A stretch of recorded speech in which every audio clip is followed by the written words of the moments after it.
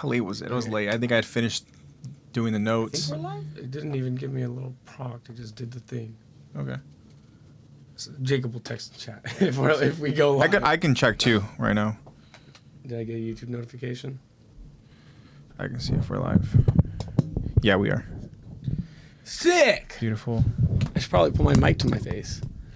I know it was fire, Jacob. It's true.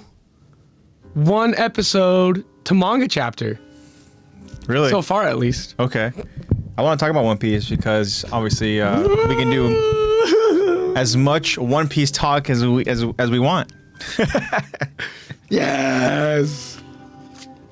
You know I'm always down for that, bro. Ow. All right, let's get to an official the back start. into my pin fell out. Oh shit! So yeah, so you're Stabbed just my head stabbing real it. quick. Whatever, I'm leaving it in. But beautiful. All right, guys, here we are at 3, 2, 1. Hello, everybody. Welcome back to Attack the Talk. I'm your host, AJ, and joining me live, as you can see, is the Zach Attack. Zach is here with me. Lexy's not with us today. She's actually out over in Philippines with the Asian freak. That would be Luca, friend of the show, and also Lexy's boyfriend. And yeah, so we wish them all the best, and hopefully the trip's going well for Lex. I don't think that she's going to be tuning in with us in chat because the time difference and all that. Yeah, that makes sense. I'm going to go ahead and mention over on the Discord that we are live. I realized because Lexy usually does the social media that nobody ever posted on Instagram that we're live. True. So I'm going to post it over here on Discord. Give me one moment. But yeah, to our friends that are here with us, I see we got Jacob saying, yo, One Piece, One Peak was fire. And then Tish goes, One Piece in all caps, question mark, exclamation. We're back! Yeah. I'm excited to go and talk about it because... Please tell me you finished Egghead. I did. Yes! I'm done with Egghead. Whoa! I'm done with it. We can talk spoiler free! Yeah, I'm done with it. So, yeah, dude, I was tearing up with joy, man. Obviously, no pun intended, but I was tearing up with joy, man, seeing just the whole the Bonnie, the Luffy attack over on one of the elders. Like that shit was amazing. I literally was just like, oh, let's fucking go, getting all giddy, and I started streaming freaking tears. Bro, and everything. text me, he goes, Body's got gear 5, and I was like, that confused me at first. I was like, wait a minute, what? I was like, okay, fuck it, whatever. I mean, she deserves it. Yeah. So yeah, it was cool, man. It was cool. We'll talk about it a little bit more. Let me just go ahead and add everyone over on the Discord. Sick. In all caps. And the amazing words of the amazing words of our friend Josh. Top 3 Josh quotes. We are and live. Booyah. And so yeah, let's right out the gate. Of course, welcome to our friends. What's up, everyone? I hope you guys are all doing well. Don't be afraid to go ahead and say hi in chat if you guys are here live with us. Yeah, we're going to continue on with the story. We're going to be officially starting season 4, episode 17, Judgment Part 1. And boys, this episode a doozy. First episode of the Rumbling opening. Yeah, so we are only going to go ahead and cover the first part of it. Of course, we'll get into... we're going to leave you guys off on a juicy little cliffhanger today. We'll get into more of the episode, of course, next week when we're all here together, when Lexy's here. But yeah, this one is... this one's a doozy, for sure. Straight to the action. We get the first rumbling intro. Yeah. And that was cool, too, because even the way that as you watch that episode, of course, it doesn't start with the intro. It starts with a certain kind of, cinematic... It starts with a scene that we're watching. We're like, oh shit, what's going on here? Uh-oh, and then all of a sudden, boom, right into the rumbling, and then it's cool. So yeah, I'm excited.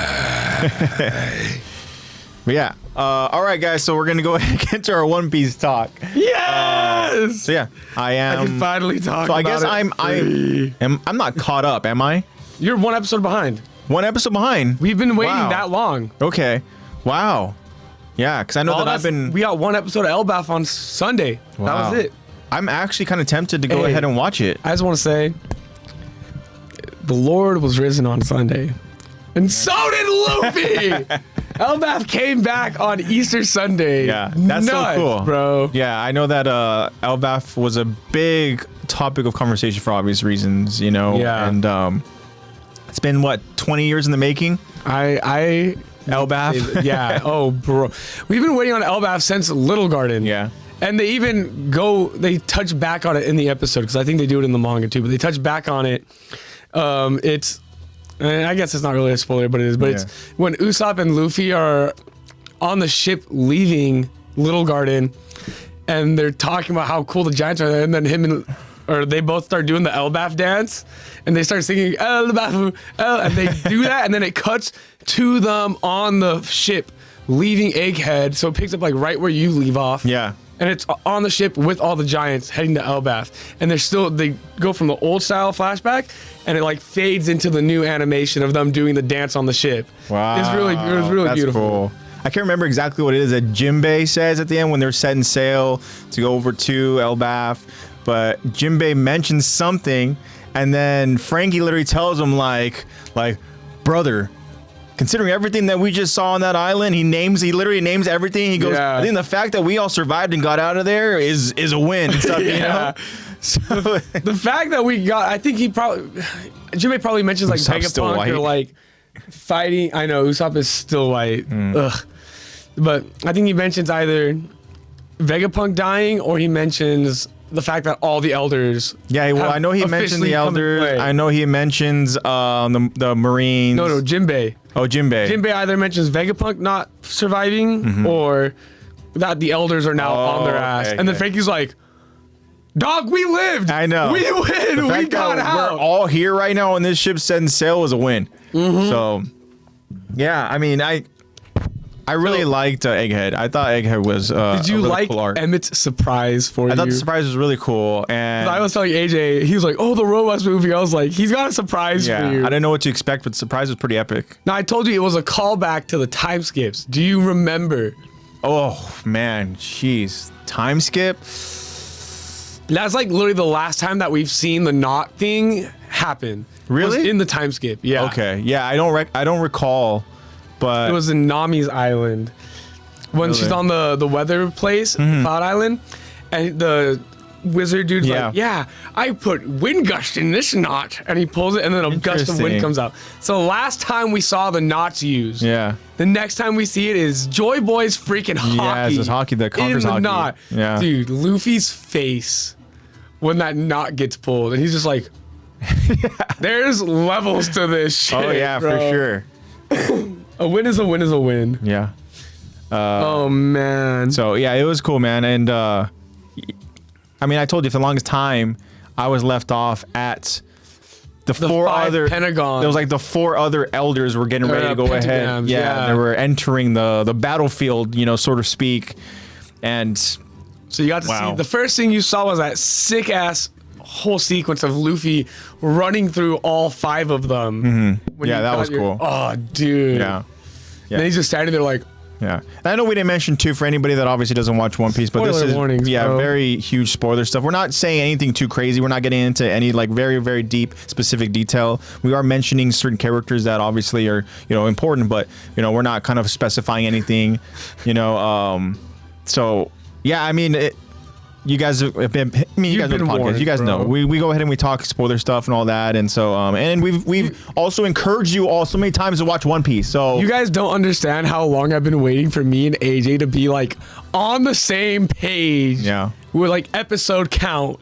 Yes. Yeah, it's kind of crazy that I'm like right there, one episode. Yeah, Tish put it best when Emmett pulled the knot. Luffy goes, we need another time skip. These guys need another time skip. Yeah. Everyone's got to learn hockey now. Yeah. Yeah. I mean, I think that in that moment too, I mean, obviously it was a huge realization, right? Yeah. But I think that they realize what the like top of the food chain is all about, you know? That's how I took it too, where it's like, that obviously is like. That's the peak. Yeah, exactly. That is, you know? Joy Boy is literally the peak. Yeah. In terms of, he's the only one who could. Why do you keep calling me that? Yeah, he's like, who's this guy? I'm Luffy. Yeah. I'm that guy. Yeah.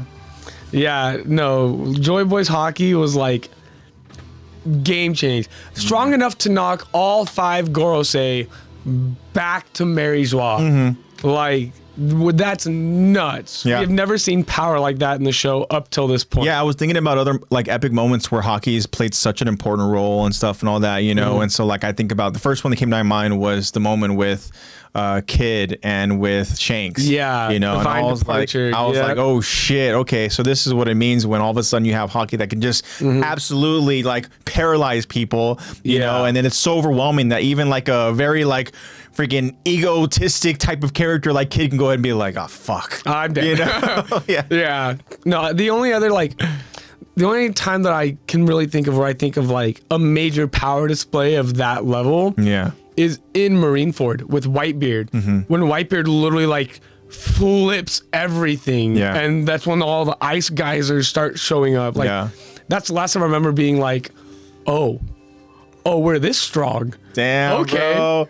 And then you have freaking my guy T just like, what do we got here? Fucking thrift shopping. All right, let's go. All right. Ooh, another hand-me-down. Nice. Yeah, Tish goes, and Luffy's probably like, and he lost. He didn't win, bro. Yeah. Bro, also, again, I'm not trying to go ahead and say too much, but like when that elder got like wiped out, the fucking I don't know what their names are, but which one was it? Which monster was it? It was the like the spider one. But Saturn. When he literally was like just removed of his, like he was just removed from existence. You know, bro just got literally like deleted. File click, file drag, file drop. Dude, that scene like sent shivers down my freaking spine, dude. This shit was nuts, man. I was like, what the hell? And then Emu's reaction all the way from Mary Joie feels it in the scream. Oh, dude, in the sub, it's such a blood-curdling scream where it's like, I feel him. Like a Call of Duty Zombies scream. Oh, damn. It was gnarly. Yeah. Speaking of Emu, I told AJ already, we got Emu's design reveal. Yeah, I haven't seen any of that. That's the thing. I haven't seen any of that. Most satisfying control, delete. Yeah, I wasn't expecting it. And the fact that you have one of the elders begging for mercy, I was like, fuck, dude. Yeah, there are levels to this. Yeah. It's crazy. Elbaf is nuts. Okay. I'm going to ask you to do something for me. Okay. I need you to watch Elbaf sub. You can rewatch it dub later. Well, I'm actually really like... I know you want to. Because I'm an episode away. You know, I've been curious too. You know, and since you confirmed I'm only one episode away, I'm really tempted to. Just do it. Honestly, I think I might, because I know that it's gonna be a while until I get dub. Oh yeah. You know, because I've waited. I don't even know how long, but like when they finally released. Well, you've been waiting since pretty much the series ended. Yeah, they did it late March. Yeah. Was when they dropped like just the final episodes. So you waited like pretty much almost 3 months. At least, yeah. Yeah. Yeah, it's crazy. But Tish says I'm the #1 Emu stan. Yeah, Tish is talking about how hot he is. Oh, okay. Confirmed it's a boy. All right. I thought it was actually gonna be a woman. Okay. I was so like. So I would have guessed it would have been a woman as well. Wow. Yeah. No, it's a man. Okay. Yeah. I don't know. I'm freaking craving some more Teach, man. We're one step away from him reading the manga. If he watches the sub, there's only one more push to make. Actually, so there's a video out there right now of just a creative team involved with the One Piece live action, and it's like a 22-minute YouTube video, and they're all just kind of talking about different parts of the live action and like production, the crew, and also kind of how far they want to take it. And of course they wouldn't get into like any specifics and stuff, but it does sound like they do want to go ahead and tell a full-length story that's worth telling. They don't want to go ahead and make this just like a couple seasons. Like you could tell, so one of the questions asked to one of the creative team members was like, do you know how far you guys want to get into the series? And she goes, oh, absolutely. She goes, Oda-san knows exactly where he wants to go. And you're like, okay, but you know where? And she's like, oh, I know. And they're like, okay, so obviously you're not going to say anything, but are we talking like how kind of, how far in are we getting? Vaguely, like what? How many episodes? I mean, how many seasons are we talking? And she wouldn't obviously say, nothing even vague, but she mentioned that if I had it my way, she goes, I would go like 20 seasons, you know? Obviously, that's not realistic, you know, because we're talking about how many years would be in between all that. Yeah. And they're currently filming season 3, and Netflix just announced that season 3 will be released in 2027. Oh, so we are getting annual releases now. So they announced it, and they said the title of it is Battle for Alabasta. So, you know, they gave like even a synopsis and everything. So I think that they're trying to get all the way through Alabasta in the season. Okay, good. So I know that they really want to focus on the journey, and they were asked to like, so are you going based off of like the anime? And then immediately they were like, no, they're like solely manga. Like we're going based off of manga, and so like it's hard to go ahead and use anime as an adaptation because that's its own adaptation of manga. So it's like we're not going based straight off to of source. We're not going exactly. Yeah. You know, and they say that they again reiterated that Oda is approving everything, right? And if you really want to go ahead and try to essentially, if you have a creative idea that you want to push, you're gonna have to really convince Oda. So like, you better make it good. And they said that Inyaki's really good at doing that because Inyaki will go ahead and have like, one of them was like, Luffy should be doing this. He should act this way. So they're like, Inyaki goes solely off of the manga as well, right? And so he sees certain kind of panels and he's like texting like, this needs to happen, this boom, boom, boom. And then like, you know, he says, the person who was doing the interview, like, next thing I know, I have 20 texts from Inyaki. And then, you know, he wants to do a PowerPoint presentation. It's like, you can tell how passionate he is and how excited he is and stuff, you know? I love to hear that, bro. Yeah. That makes me so excited. Yeah. So I'm curious to see again how far. And I know that there was a report that it's 12 seasons, right? Is what the hope and the goal is. And so if that is the case, and then like that would be exciting, right? And if they are doing it annually, then you know it's definitely it's for sure doable. Yeah. You know, so only time will tell. I have a question for you about season 3. Yeah. Yes, Kaoru was confirmed. Oh yes. Knowing how season 3 goes down, what is one scene from Alabasta that you absolutely need to have happen in the live action? What is one moment, one thing that happens that you need? If it doesn't happen, you will be like seriously disappointed. That's such a tough question. I know exactly what my scene is. Well, the first one that came to my mind was how Luffy's defeated. Like the way that scene plays out and how like devastating it is. Right. And also as the viewer, it's the first time you're kind of like thinking to yourself like, wait, what the fuck? Is Luffy going to like borderline die or something? This is the first time he really has to face death in a sense. Yeah. And so that was kind of a scene that first came to my mind. But as far as Alabasta, like I'd have to really refresh my memory. What scene do you have in mind? Controversial. Mine's so Luffy needs to deck the shit out of Vivi. Oh, okay. Luffy, it's a crucial character development moment for not only Vivi, but it's a crucial way for us to understand Luffy. Yeah. Because that punch is not a punch of any negative emotion, of any hatred or anything. It's Luffy standing his ground in terms of his morality and his character. Yeah. And checking someone who he, at this point considers a crew member and not letting them back down from their own dreams, wishes, beliefs, will, character. Like, you can't allow that fear to like really debilitate you. You know? Literally, exactly. It's Luffy's liberating her from anxiety and fear in that moment. So yes, these hands are rated E for everyone. But if that doesn't happen, they're probably gonna, if it does happen, they're gonna do their best to portray it in a way that the message still gets across, you know?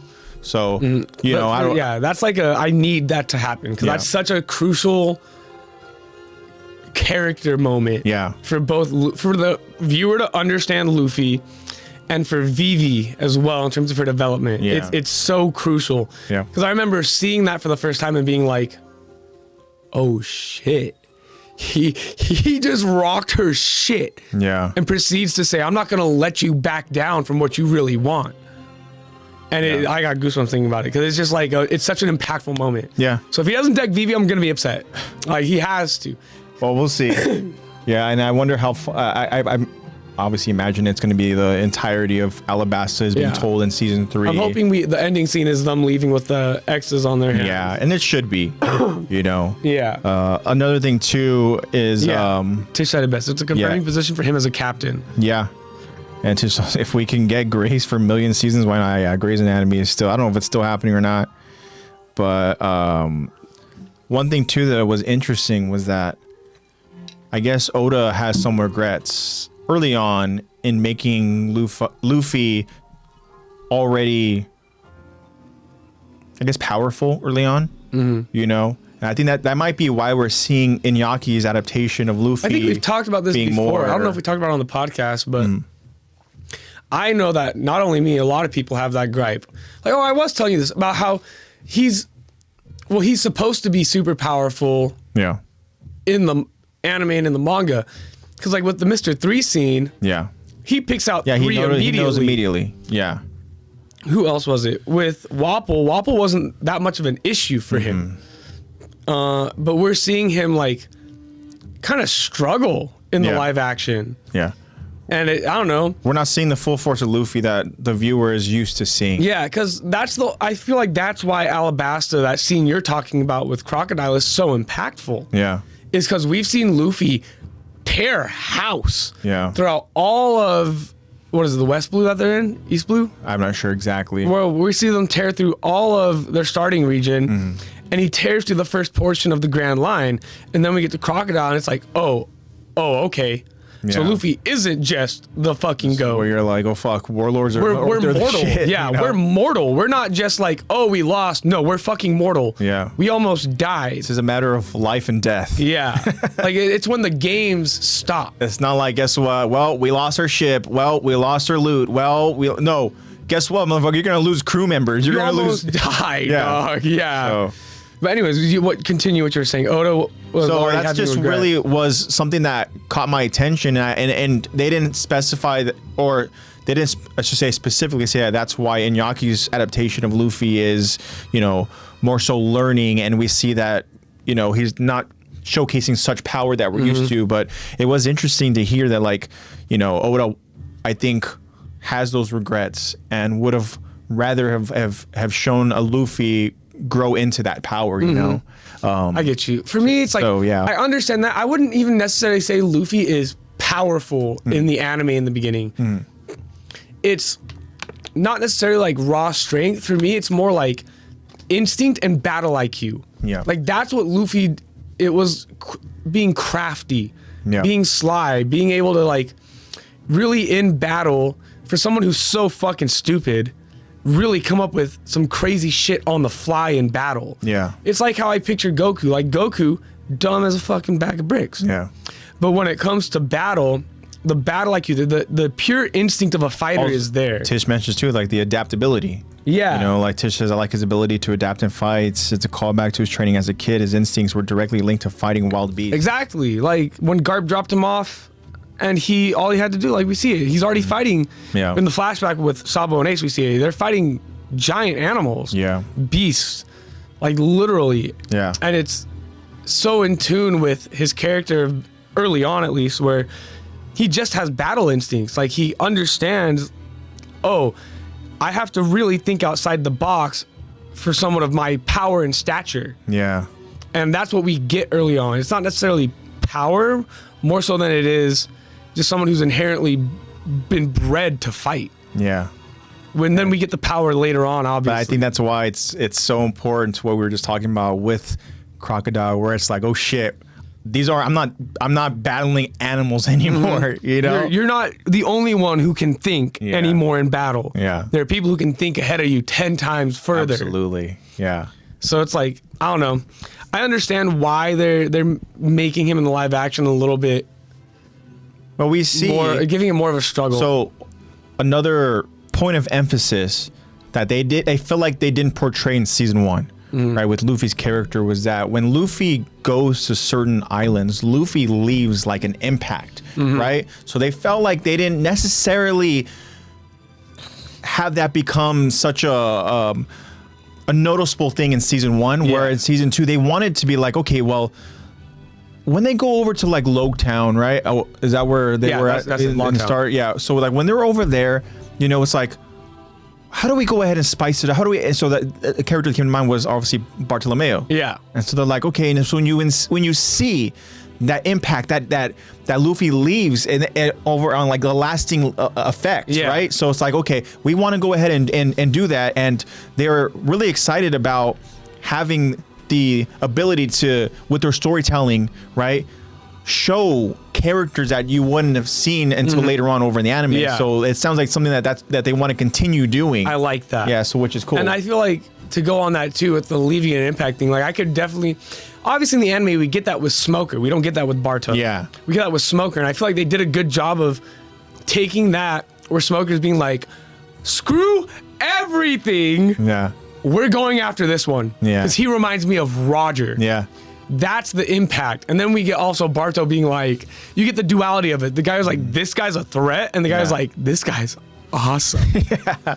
And it's like, that's the whole thing about Luffy. It's he goes to an island, stops their oppression, and has a big fucking party. Yep. He has a huge party with everybody on the island. They all know him by the time he leaves. Yeah. Like, that's the impact that they need to start displaying. Yeah. Same thing with Drum Island.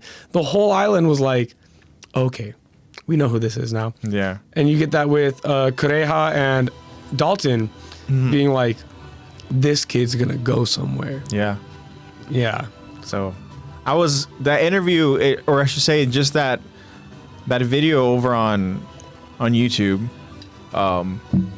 it was really cool to go ahead and kind of be a little bit more enlightened on what the plan is and stuff, you know, and so we'll see 2027 what season 3, you know, what it looks like. Exciting. And yeah, so that's going to be pretty intense. We're still waiting on, you know, any kind of Wit news. I know that Wit literally, so please. So Netflix went ahead and dropped a little tiny teaser to Wit, but it's all stuff that people have already seen. It's like it's just the character drawn stills of them, you know, and all that, and just the scenery and the no release and date stuff, you know, still, still none of that. No. So the live stream will have to wait, guys. Or the subathon will have to wait. It's all TBD. Well, when we know more, we'll of course, you know, let all of our friends know, and that way we can go ahead and watch it together and have fun doing it, and you know, see how many episodes we end up watching based off of, you know, the subscriptions that we get. So, you know, it was supposed to happen the start of this year. I know, it was supposed to have already happened. We thought it was going to be out before March. Yeah, it happens. But I don't know. What else have you been watching? I mean, me and Ronnie have been kind of just binge watching some other like more Netflix like reality type shows and stuff. One that we watched, we binged it all in one day, and it's this. It's like this with different influencers. They bring them into like this kind of competitive house for a week, and it's called Inside. They have Inside, or the original one. It's with I don't know if you know who the Sidemen are. Yeah. Yeah. Dude, so, yes, so they're the ones that are like KSI the creators of it and all stuff, them, you know. So they find, you know, like a handful of, you know, just different influencers and stuff, you know. The original, it's like UK, you know, but they have a US version. And so the US version is we watched the UK one. That one's the more recent one. I think there's 3 seasons, but we haven't seen seasons 1 and 2. We just saw the newer season of season 3. We're like, oh, this is interesting. And then we binge watched all in one freaking day, just the US version, which came out in 2025. So we just been watching that. We watched another show on Netflix, Age of Attraction. You know, that's another one of those dating type of shows and stuff, you know, where they don't tell each other's age. It's speed dating. You build connections, and then once you feel like you're connected to somebody and you want to continue that connection further into like the real world, right? That's when you reveal your age. So the different ages are pretty insane. You know, you have anywhere from early 20s to even like there's a guy in his 60s. You know, so it's crazy. And does he look like he's in his 60s? No, that's the thing about the show, is that like all of the older adults, I mean, they all look so great for their age. You know, so that's where it's like when they reveal it, everybody's like, wait, what? Like, no way, right? And so it's cool. It's an interesting show. Yeah. A movie that me and Ronnie and we went to go see with Babbler and with Ralphie, and we saw the Super Mario Galaxy movie. Was it good? So I've been hearing a lot of good movie, about right? it. Yeah, obviously. So yeah. I heard it wasn't as good as the original. the first one's better. This one's still a fun watch. I mean, it's very fast paced because, you know, it's for kids, you know, so we're kind of like going from point to point to point, keeping the attention span, you know, just on the movie and stuff, you know. We're not getting into any kind of deep storytelling, you know, but the characters are cool. There's some really cool scenes, you know, like the cast did a great job. I have no concerns and no kind of complaints about it. Stick around because there's 2 post-credit scenes at the end. And I'm excited to see where they end up eventually putting, you know, whatever the saga kind of goes to, you know. I've been seeing a lot of stuff online about characters being shown. So like I know Fox. There's a ton of them, dude. Fox McCloud was in it. So there's a ton of them, bro. Like, I'm sure. I'm not too familiar with Nintendo like that. I know a lot of people growing up, Nintendo was like their shit, all these different games and stuff, you know. So there's a lot of stuff in the background, you know, where I'm sure it's just Easter eggs galore. But yeah, there are characters like you're saying that do like pop up. The Fox McCloud and all the Star Fox crew. That was a story though that literally the week the movie dropped, they took away the surprise of it because the actor who's playing Star Fox, you know, was talking about how excited he was to do it. I don't know if you know who. No, I don't know who voiced him. The voice actor, the actor who plays Star Fox is Glenn Powell. No way. Yeah, so Glenn Powell was a huge fan of Star Fox and stuff. Yeah. So he pretty much threw his name in the hat, and same thing with Tish says your boy Gambino was in it. Yeah, same thing with Donald Glover. He went ahead and reached out and said he's a big fan of Yoshi and was able to go ahead and voice Yoshi. No. Oh. Yeah. Wow. So it's a big role. Yeah. So it's pretty crazy. That's okay. Now I feel like I have to go see it. Yeah, dude, check it out because it's a fun watch. It's not a very long movie, obviously, you know, and Jack Black's he's a fucking legend. You know, like his portrayal of Bowser is great. You know, just it's a fun watch. I saw it was Fox McCloud. We saw the Pikmin in the little ship. Game and Watch. Luigi painted Game and Watch, and then for like I saw for a split second when Yoshi's doing his running scene. Yeah, that Lil Mac runs by from Punch Out. Yeah. So everyone's like, that's all stuff that kind of went over my head though. For those like very big kind of Nintendo guys. Yeah, like blinking and missing Smash moments. Bros. Everyone's been saying, oh, they're gonna build a Smash Bros. So that's what I was thinking too. I was even asking Raphael. I was like, okay, what do you think they're gonna eventually take this? Because I don't know like the sequence of events, and to my understanding, what they were explaining was like Galaxy was something that came they brought into gaming or in like I think the mid 2000s or something like that. So it's like it's not even going the based Mario off Galaxy of games are like Wii U. Yeah. So that's why it's like I wonder where they're gonna go and what the next one's gonna be. I'm cool with a Smash Bros. And if they do a Smash Bros, that would be cool, especially to see who's gonna be casted, like the voice, you know, certain characters and stuff. You know, that's a big roster, especially if they're going for like the Smash Bros Ultimate roster. Which, if Lil Mac's in it, that's kind of what we're looking at. 'Cause I don't think Lil Mac was in the last. I don't think Lil Mac was in Brawl. I think he was only in Ultimate. I don't even know. And if they pull it off, great. I'm sure it's gonna do amazing over in theaters and stuff. You know, but they just got to do it right. Yeah, that's the thing. You know, do it right. Yeah. So. But no, I've been back on Smash Bros. My friends got me to get Smash Bros. Yeah. Dude, I'm a menace. It was cool. So when we went to the theater, we went to an AMC over to one in Montebello. Not to go ahead and dox or anything, but Montebello's a neighboring. That's like a 2-hour drive, bro. So we went way out there to go ahead and see Super Mario Brothers, right? And it was like a later showing. It was a Saturday night. And yeah, dude, people like I forget how serious people take it, you know. And when we got there, just people in their different Mario gear, costumes and stuff, you know, and all that. So it was cool. But me and Ronnie were so excited. We were talking about it like days before the movie. We're like, we cannot wait to go ahead and get our icy. You know, dude, movie theater icy. Bro, both machines were out. Malfunction and broken. Bro, I don't know. They had a very specific, icy drink that was themed for Mario. It was pretty much like an icy with like nerd clusters in it, right? So yeah, that would have been fucking amazing, right? But I don't know if the nerd clusters fucked up the machine or something, or I don't know if it was just people were buying that, like Probably sold out. yeah, so they probably sold out the entire icy machine or something. I don't know. But yeah, Zebra Kids in chat, what's up, baby? She goes, Elma, yeah, we were so mad. Like literally we were like so excited for it. I would have been like, I need a ticket refund immediately. If I can't have my icy, no one can. Yeah, so it was crazy. And then like the day before, on Friday, me and Ronnie went over to just like Target, and we did just like a build your own Easter basket, right? Yeah. So we each got a basket, and we were just putting snacks and candies and whatever stuff we wanted in our baskets, right? So we already had the snacks and stuff, you know. I forgot how good nerd clusters are, dude. So that shit is good. I'm not gonna lie. My top tier candies, dude. It's good. So we were just like, yeah, we're ready for the weekend. You know, obviously Easter was Sunday, so it was like Friday, build the Easter baskets. Saturday we had the movie. We were excited for. We're like looking forward to that damn freaking icy, and then yeah, heartache. Yeah, I would have gone home. Yeah, I'm not gonna lie.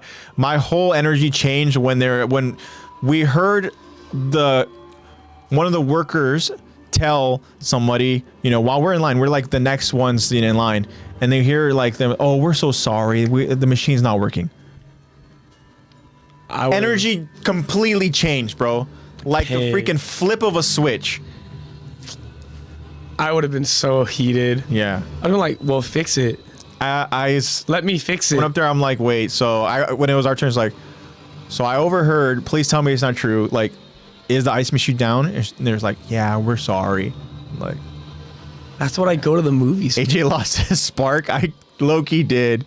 Dude. No, I would have too. I would have been like, and then like, so I went ahead and I ordered, you know, I got, you know, whatever, we both got a, you know, a drink. Yeah. And, you know, she got, you know, Ronnie got her little small popcorn. I went ahead and I got like, you know, mozzarella sticks and stuff. They're like, here's your number. We'll call you over on the other side, blah, blah, blah. Right. So I'm waiting over on the other counter.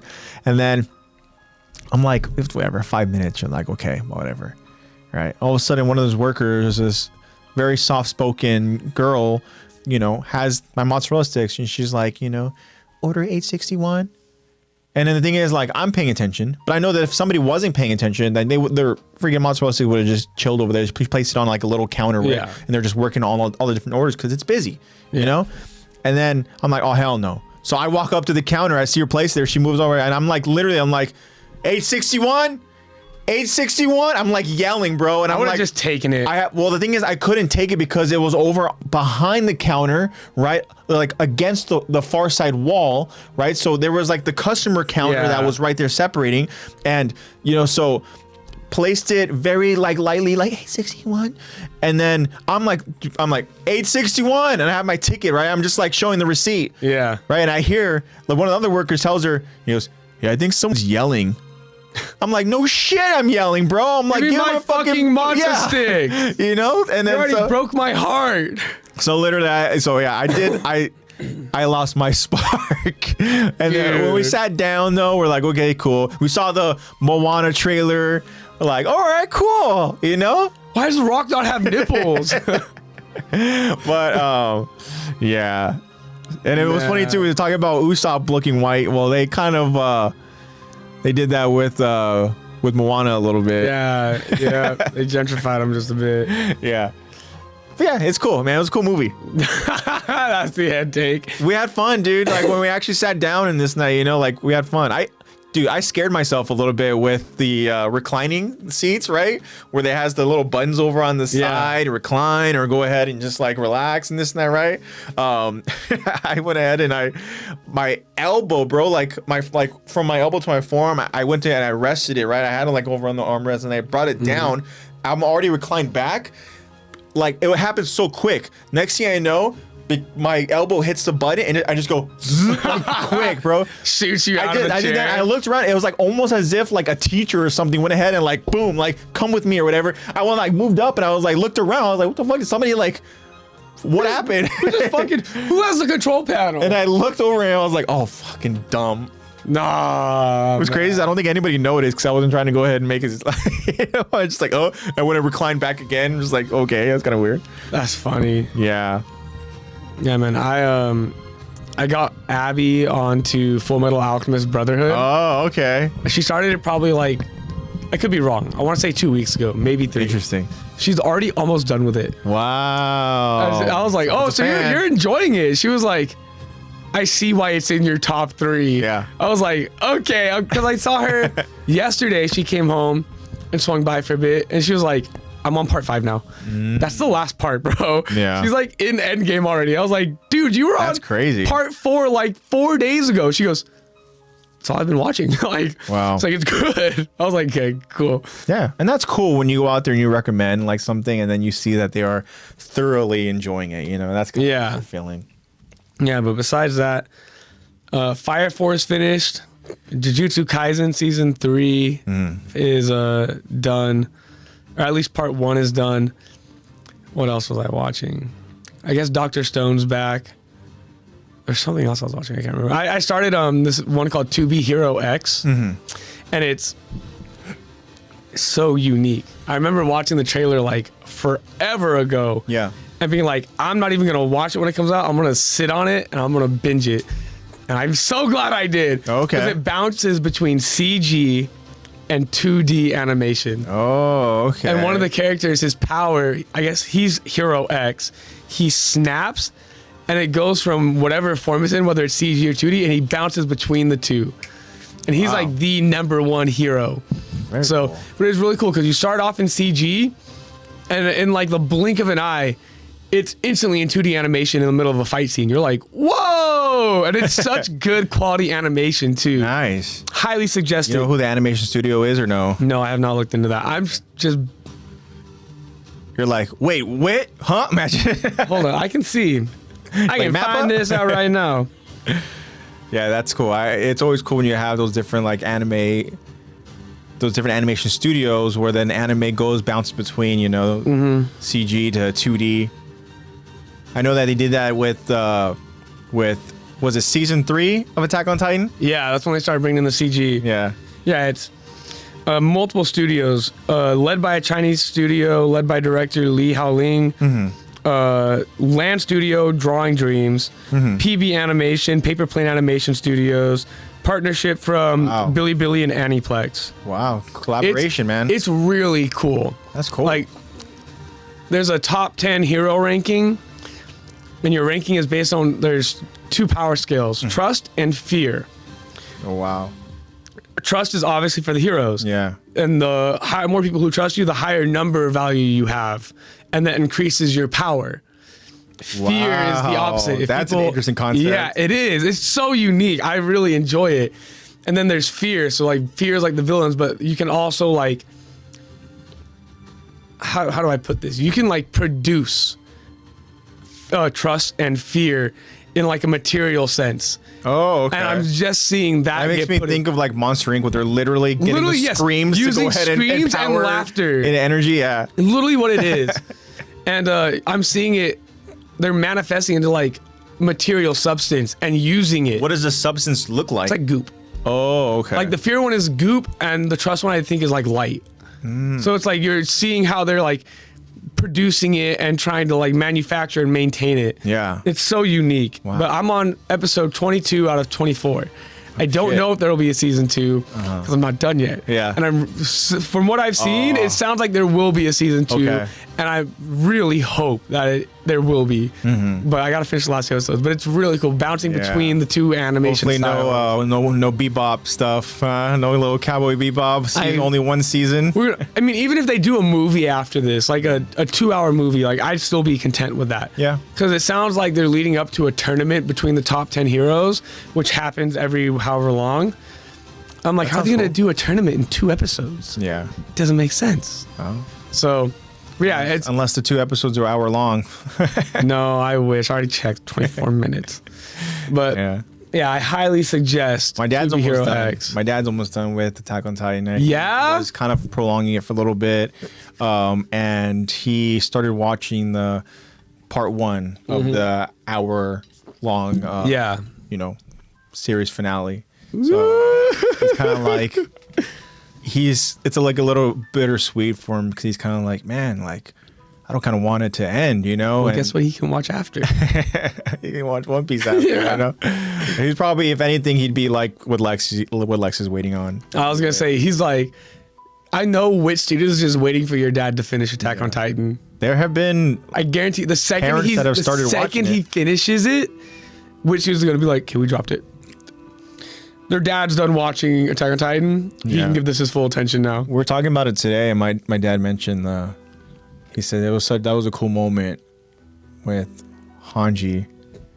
Yeah, time for her team, and then afterwards, you know, when Hanji's kind of like wakes up and he's like, "Oh shit, okay, cool, Hanji's alive," and then all of a sudden he's like, he hears never mind. Irvin's voice. Yep. And he's like, "Oh damn!" And he thought that was like a cool scene, you know, to go ahead and see the Fallen that were still there, watching over them, or at least being a part of the journey and seeing them, you know. I was like, "Oh, did you see when, you know, her right hand man Moblet, you know, went to go and reach it?" And he goes, "Oh, I didn't recognize who that was." I was like, "No!" I was like, "No! Where's the respect for Moblet?" No. He's like, "Oh yeah, I don't know who that was." That's so funny. Like, whoever that dude is, whatever. Yeah. Oh man. Yeah, man. Oh. Yeah. So he's there. You know, he's watching it. Mm-hmm. So yeah. Oh, and I finished rewatching Hunter x Hunter. You finished it. I figured you were gonna finish it. At least to the Chimera Ant arc. Like, yeah. I don't you really... said you were literally starting that arc, I think, last week. Yeah. Yeah. Yeah, I was. Yeah. Wow. I watched my boy Mario. That's my go. It's such a sad scene, man. He's on there. I swear Mario was on my phone cover. Beautiful. Man, crazy. I really even like the scene too where Marom, right? And the older man where they're like almost in a cave. They're having that moment. Netero. Yeah. Yeah. I was like, oh shit, that's pretty freaking cool. The yeah. Big giant gold. It's like what's his name? Rengoku? Sengoku? Who is it from One Piece? The head admiral. Oh, Sengoku. Yeah. Sengoku. Buddha, and then whatever the hell Netero's got. Just gold hands everywhere. Yeah. You know, I forgot how fucking sick Hunter x Hunter is. And then the Gon Pito scene. Every time it gets insane. Every time it gets me, bro. I had to go. I watched it in dub this time. I had to go rewatch it in sub just so I could hear Gon do the Nandetayo, and he's Nandetayo. He's like, that's it. Doesn't matter anymore. My life doesn't matter anymore. Oh, my goat. Wow. Yeah, man. I mean, there's so many amazing, just like different anime to go ahead and watch. Yeah, I'm so behind on some of them too, man. I saw this meme where this dude was like, what people think peak is today, and it's the scene in Stranger Things, and I think it's season 4 where Mike's like, don't worry about this Neanderthal who's never gonna leave an impact on the world, and blah blah blah. And then it cuts to the Gon scene, and him just like being like, my friend died, screw it, lay it all on the line now. How would you feel if at some point in the future a live action Hunter x Hunter was announced? I'd be so mad. I'd be like, I want more anime. Yeah. I want to see the Dark Continent. I don't want a live action Hunter x Hunter. I mean, yes, I'd be happy about it, but like, I want Dark Continent. Yeah. Oh, I want it so bad. I want to see Jing in action. I want to see... Netero has a son, by the way. His name is Beyond. I want to see him in action. That's what I want. Wow. But yeah, that'd be cool. Yeah, I'd be excited. I'd want more anime. Yeah. It's so difficult though to go ahead and like pull off those live action. I mean, you need so much resources, man. That's another thing too, is that they're talking about certain kind of creative ideas, like I mentioned before, where like they're trying to go ahead and convince Oda on certain stuff. Well, Oda will have like set in stone what he wants to go ahead and show, right? And then the studio or the creative team will be like, we need more money for that. And Oda's response will be like, well, then get more money. Yeah, you know, like this scene's gonna happen. You know, so like good, make it work. That's how it should be. And then they're like, all right, cool. All right, we'll try to do what we can. Imagine they're like, guys, we're canceling all of our live action romantic dating shows just so we could figure. Well, guys, no more Love Is Blind. And we're like, all right, well, I'd be over here like, good riddance, bro. Let's go. Yeah. Oh, craziness. You should watch Gurren Lagann. That's another short one. I don't need to say anything. You should just watch it. Say the name again. Gurren Lagann. Gurren Lagann. My drill is the drill that'll pierce the heavens. One of my favorite lines from that one is, just who the hell do you think I am? She says, watch Avatar. You should watch Avatar. Actually, fuck everything. Watch Avatar The Last Airbender. Watch that. I gotta watch Naruto. Nah, bish posh. Bish posh. Naruto's really cool. Don't get me wrong. It's just so fucking long. And that's coming from One Piece, but they have so much filler in Naruto. Yeah. At least with One Piece, some of the filler, it's fun to watch. Yeah. You know? It's whimsical. Skip Naruto, it's ass. Damn, okay, Tish. Oh, Tish said that? Yeah. Wow. I just feel like now that I've seen so many different anime, I look back at Naruto and I go, and this is like kind of a bash, hot take. I'm like, how does that get into the big three? It just isn't, I don't know, it doesn't hit me as hard as a lot of other anime do. I understand that it's a long running show. Yeah. That's why it's in the big three. But having watched it all the way through, that is one of the shows where I think I've had like some of the least emotional impact. Given there are scenes like the pain scene and Jiraiya and I don't know, that's all I got, dog. Well, I mean, it could be like, to Tish's point here, I mean, it could just be a buffer for other great animes. Like, Tish says, listen, have you watched Naruto before One Piece? Sure, but you've watched One Piece. Exactly. So. Like, I've seen what the highest quality can be in terms of story writing. Yeah. So, like, I go back and I think about a lot of the Naruto stuff, and I'm just like, I mean, it's all right. There are definitely some emotionally impactful scenes, but it's not like I'm nowhere near as tied to the characters in Naruto as I am the characters in like One Piece, even Full Metal or like Hunter x Hunter, or like even smaller ones like Gurren Lagann, or I feel like I have more emotional impact from Frieren than I have from Naruto. It's kind of crazy. I don't know if I'm just getting more emotional over as I get older, but there have been certain stuff, man, that just like hit me emotionally, man, in like either a very sentimental way or even just like such a joyful way or whatever, an exciting way and stuff, you know. And it's like, I mean, I'm kind of like, I'm here for it, you know, because I don't mind expressing certain kind of, you know, emotions and stuff, you know. But like even with just like watching One Piece, where a certain scene literally just brings such emotion and joy, where I'm literally streaming tears and I'm getting so excited and hyped, you know, like that's so cool.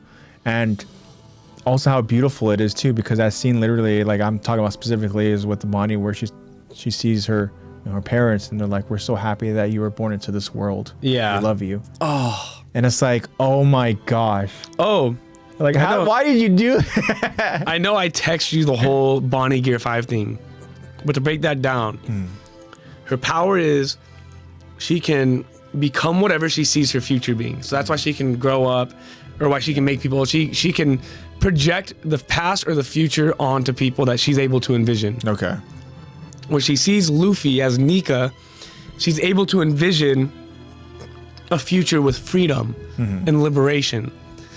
So with that being her power, she's like, I could see a future where I'm like that. I'm that free.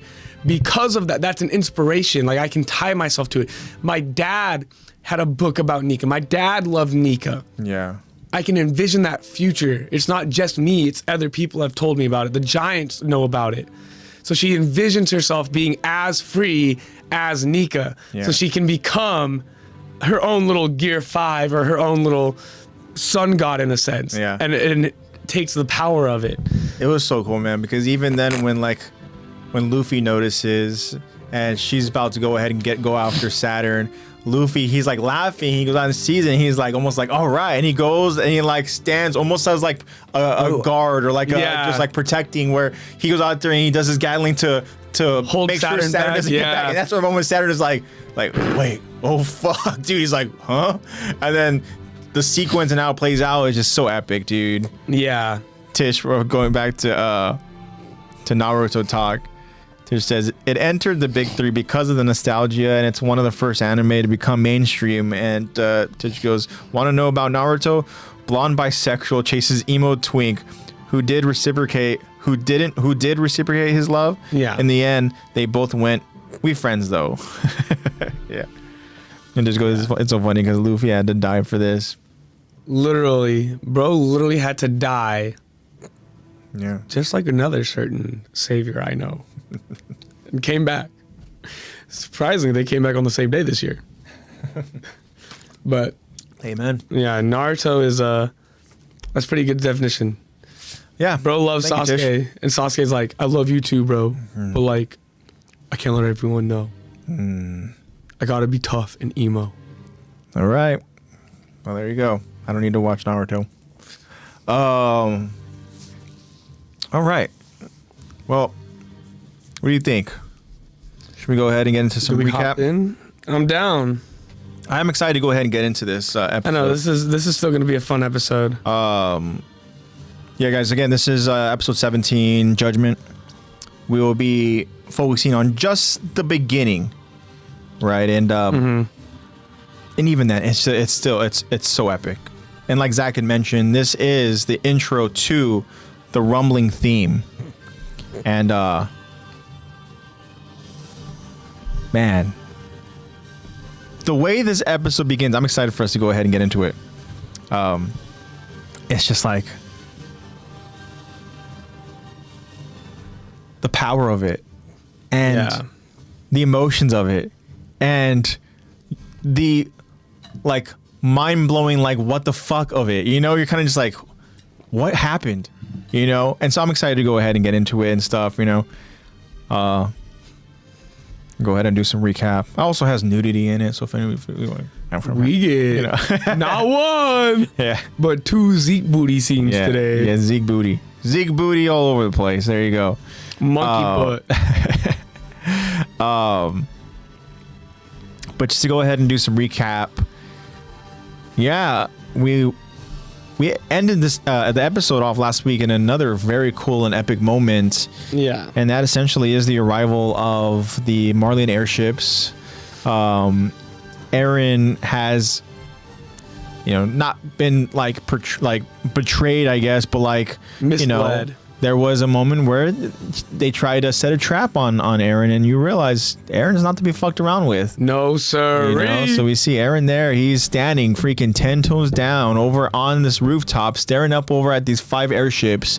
And in the airships, we see we have Mr. Theo Magoat. And we see Rhina's there. They have plenty of soldiers over in these airships. We're going to talk about that in this episode. Yeah. Also, they're over on the ground already. The Jaw Titan is there, you know, and Peak's there. Peak is there. Peak's not a traitor. That's something that was obviously very important for Gabi.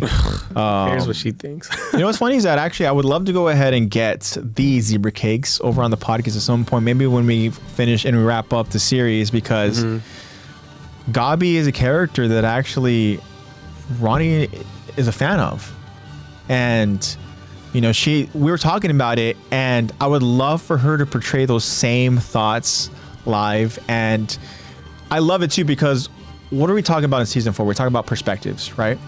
And the way that Zebra Cakes views this character and sees just the development and the growth, and just the also being like a victim of just circumstance and of whatever history is portrayed to you and told to you, right? The parallels of the character and stuff, right? I know you're not convinced. She better got a whole ass fucking PowerPoint prepared. She better be like in Yake and prepare me a PowerPoint, bro. I know, right? But so when me and Zebra Cakes talked about it, and I was like, okay, yeah. I mean, the thing is, what's great about it is that, again, there's so many characters over in Attack on Titan that you see it from a certain perspective. You can really go ahead and kind of understand the strength of the character and what makes the character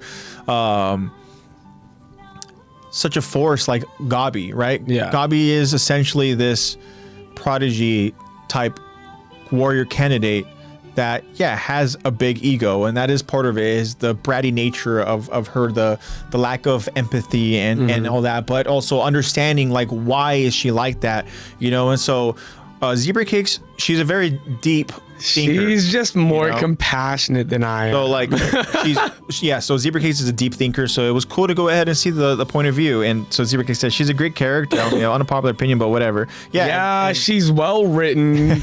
I get it. And still a bitch.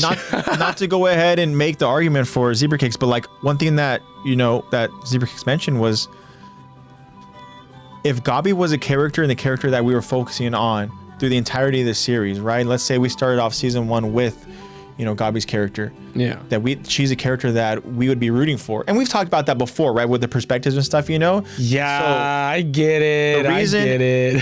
So to see Gabi's character in one season and the development that the character had and how strong the character is in one season, it's kind of like, wow, like there's so much that happened to this character, lived a whole life that we saw, kind of like with the parallels with Eren, but that was all in one season, not in 3 seasons. It's kind of like, it's crazy the way everything transpired and this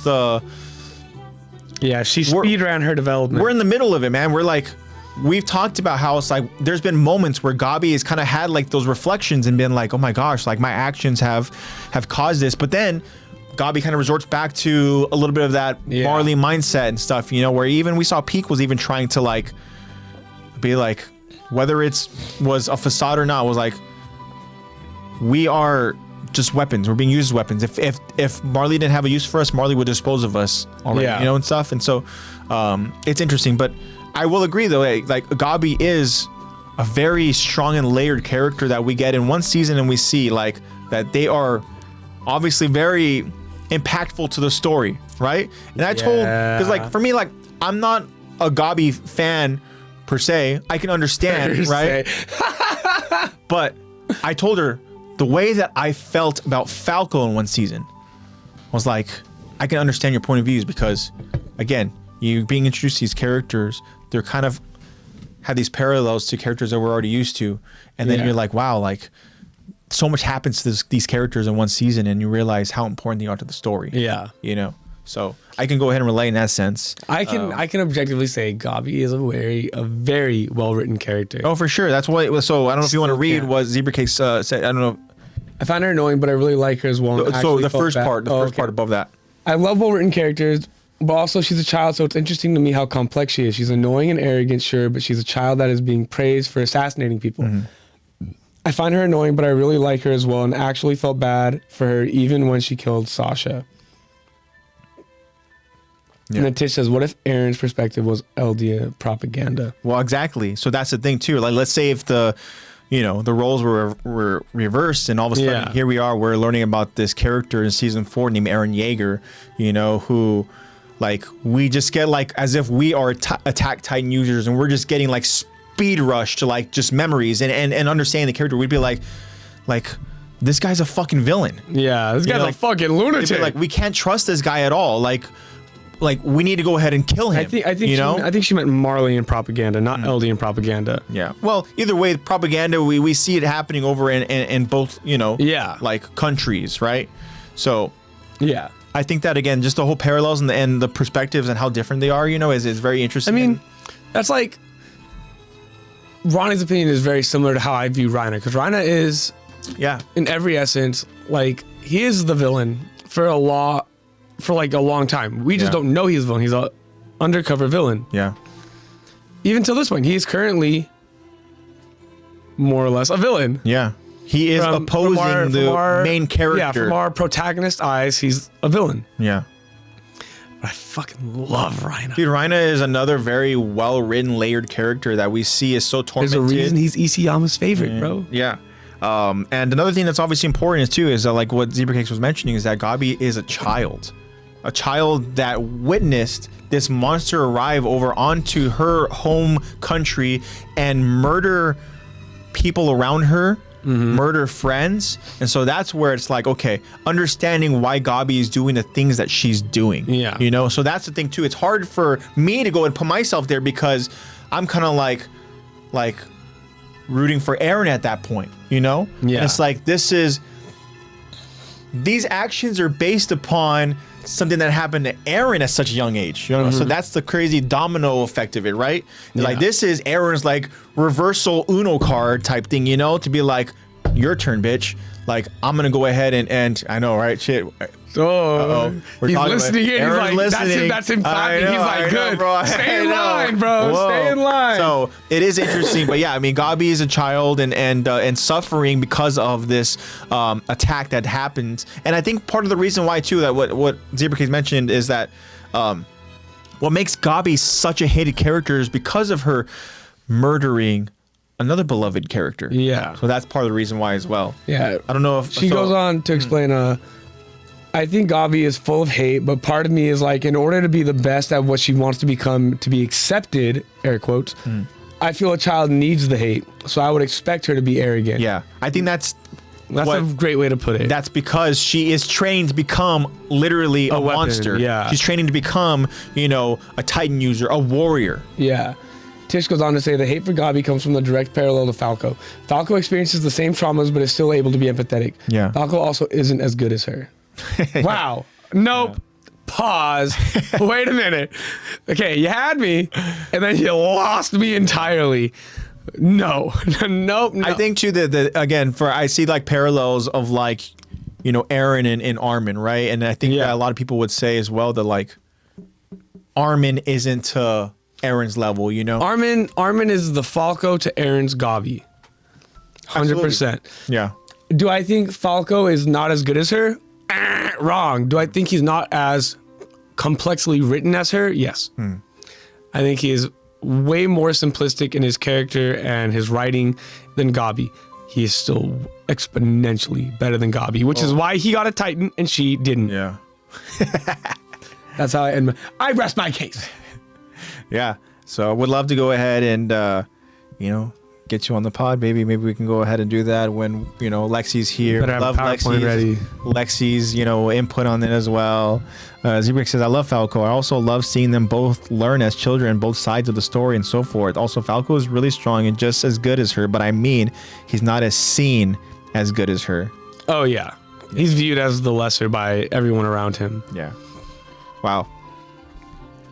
I'm going to stand up and I'm going to hit that applause button. Oh, there we go. I was going to say round of applause.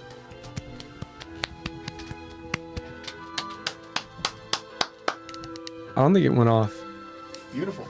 I don't think it went off. What do you mean? I didn't hear it. Oh, didn't hear it? I literally saw it flashing. Oh, did it? Yeah. Nah, whatever. Leave it. Yeah. It's fine. Applause. Maybe you guys heard it. Maybe you didn't. I'm sure you guys heard it because I saw the button flashing. It But was just like, you're not Lexy. yeah, I know. Yeah. Lexy's not here to go ahead and be the soundboard person. But I would love for Lexy to be here and to listen to that conversation and stuff, you know. Lexy, the unks are struggling with the tech. Did you guys really not hear it? Did it go? Did someone confirm? Did you hear applause? Oh, you know what it is? I bet you Lexy went ahead and lowered the volume. Turned the sound off. The soundboard. I don't know what is the sound volume for it. Yeah, I don't know either. Well, I tried. It didn't go off. There you go. Wow. Well, thank you, Lex. Okay. My point of view, the soundboard button was literally like showing that it was working. And Don't worry, like, our Lex support will be back. yeah, she'll be back. All right, let's continue on with the recap. Sick. Well, yeah, we're about to go ahead and have a rumble over in Parody. Welcome to Sunday, Super Slam. Yeah, you guys felt it. The spirit was there for sure. Yeah, I think we should just jump right into it. I'm in. We'll do this. All right, so I'll be narrating. Okay. Yahoo! Beautiful. Actually, give me your best Yahoo. Yahoo! That's pretty good. Yahoo! That was good. Thank you. Try my best. Nintendo, I'm here all week.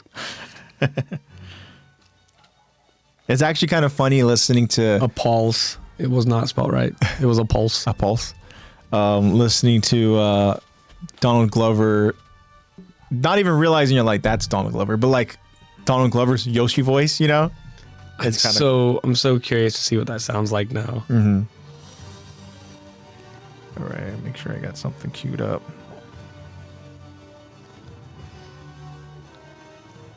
All right. Ooh, I'm so excited. Here we go, guys. We're going to go ahead and jump into the episode. I see what you did there. I see. He did that one. He did that guy. Did it. Again, guys, this is season 4, episode 17, Judgment, part 1. You ready? Yes, sir. Here we go. We begin the episode. On a cloudy, rainy day, we see 2 detached fingers still on the trigger of the ODM gear. Then, we see Hanji staring intently at something. We hear the sound of the rain pouring as Hanji is speechless. We then see why. Hanji has found a body. The bloody body of Captain Levi near a river. Then, we see some Jaegerists staring at the steaming, pure Titan, almost in a position that resembles a turtle hiding in its shell.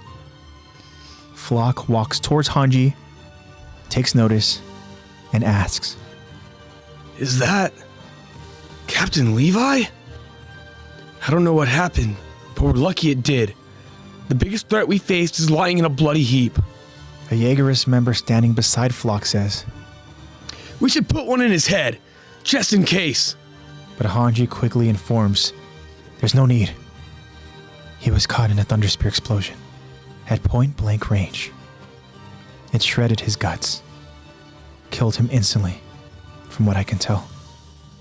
Flock hears Hanji's words, but he's skeptical, examining the body from afar. "Then give him to me. I want to check his pulse for my... Then give him to me.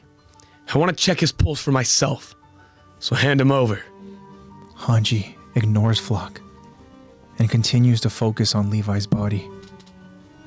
But before an annoyed Flock can push the subject further, a Jaegerist member yells out to him, "Flock!" What Flock and the other Jaegerist members witness is the pure Titan now releasing a steam rush. A curious and cautious Flock, with his weapon in hand, wonders, "What's happening to it? Did it just die?" Hanji tells Flock, that's not it. Their bodies don't suck in steam like that when they disappear. Hanji and the Jaegerist members all stare, and now the sun is beginning to pierce through the rainy clouds. The rain actually stops, and now it becomes a sunny day. In the midst of the steam surrounding the pure Titan, we notice that the Titan is now only skeletal. The Jaegerist members now all have their guns drawn and pointed at the direction of the steam. Then as the steam begins to clear, we notice a body emerging from the skeletal Titan corpse. This body, being reborn, is none other than Zeke Jaeger. As a naked Zeke stands and stares in awe and in wonder with this new glow about him. The Jaegerists all stare stunned at Zeke as a confused Zeke stares at the Jaegerist members. And as everyone is staring stunned, Hanji takes this opportunity to flee the scene with Levi's body. Flock hears Hanji dive into the raging river as he yells out to his soldiers, "They're escaping!" The Jaegerist soldiers begin firing their weapons into the river, even trying to follow the current on horseback.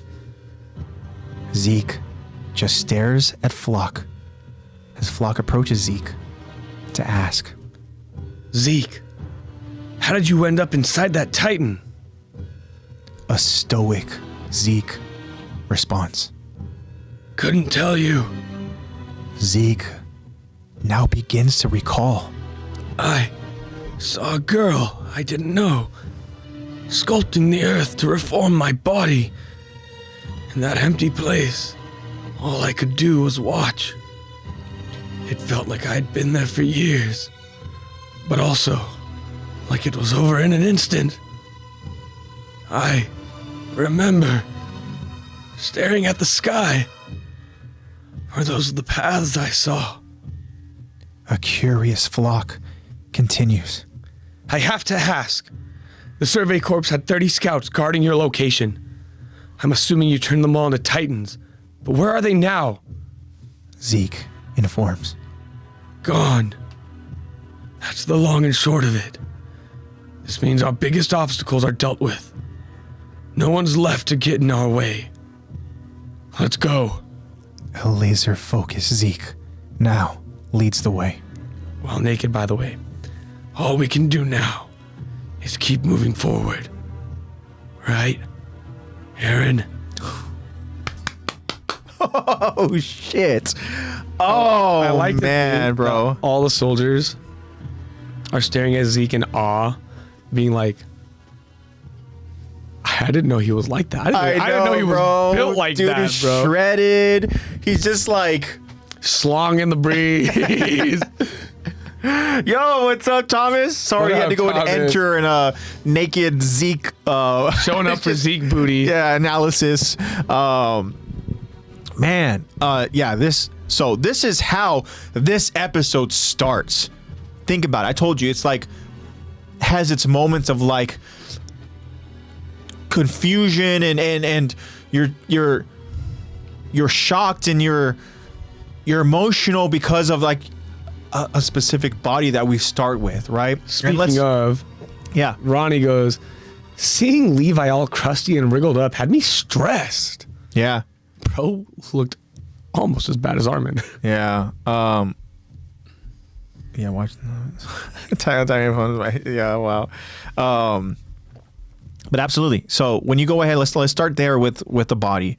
And where we last saw Levi was very much in control of the situation. He had he had to go ahead and deal with those 30 strong, soldiers that were transformed into pure Titans. And Zeke, he had some of them, a few of them, maybe 3 of them over as his own personal bodyguards. I think 2 of them were his bodyguards and one of them was like his transportation. Didn't matter. Levi handled all of them. At least he thought. There's one that ended up crawling out. Yeah. And so anyways, at that point where we last saw them, they were on carriage. Zeke was in like a thunder spear trap. Like if he moved at all, he was a goner. But unfortunately, Levi was too close over in this blast radius. I hope you're watching, Dr. Saba! Yeah. And that's... I could have sworn I heard Zeke say Allahu Akbar in that moment too, bro. Like, he just was ready for that. Yeah, I mean, so it's interesting. Yeah, we learned about Zeke's story, his origin, and how he came to have this specific plan and his relationship with Mr. Tom Sava. And yeah, he goes out there and he yells that statement that Zach just said. And we didn't know what happened to Levi. We can only assume. Sorry, I'm laughing at the chat. Yeah. He looked like a cigarette bud. Yeah. When Armin died, I was dying. My short king mangled. He looked like a cigarette bud. Yeah. The last crumb in an air fryer, constantly being re-air fried. Yeah. Poor Armin. Yeah. When you see this scene, the first thing that comes to your mind is, at least for the way he looks, is just like, he's dead. Yeah. He looks dead. He looks dead. There literally is no life in his eyes. No movement, no breath, no nothing. The 2 fingers that are still there attached over to this ODM gear are his fingers. Mm-hmm. Levi's in rough shape, Oh, wow. But really? Well, I say that because like we know that he's not dead. Yeah. Because Hanji would not allow the Jaegers members to get close. Yeah. Right? Because she knew that while she's holding Levi's body, she can tell. There's still a pulse. He's not dead, right? But think about what's going through Hanji's mind. Hanji's like probably wondering, how the fuck fuck do I get out of this situation? What do I do? How do I protect Levi? How do I, because think about the way that some of these, members, even like with Zeke too, how they're speaking about the situation now is just like, let's just put a bullet in his head and make sure. But also the fact that they're like, well, thank God, because that would have been such a difficult obstacle to overcome, right? And so that's a true threat to our cause and our plan. Z-Rays goes, I low-key wanted him to kiss. I don't know why. I don't think you would have been the only one, baby. There's a lot of people that ship Hanji and Levi. Yeah. Yeah. Levi. So Levi is on the brink of death. And there was a distraction. And a distraction that Hanji was able to use to go ahead and escape. It was a very risky tactic, but again, the body was found over by a river. What other options do you have, bro? You can't go out there and lift him, and you can't try to run into the forest because you're just gonna get blown up. You're gonna get shot to pieces. I don't think Hanji even necessarily has the strength to carry him to go ahead and just escape for a long endurance because they're not gonna go ahead and also look. Doesn't even have ODM gear. Look who just arrived back onto the scene.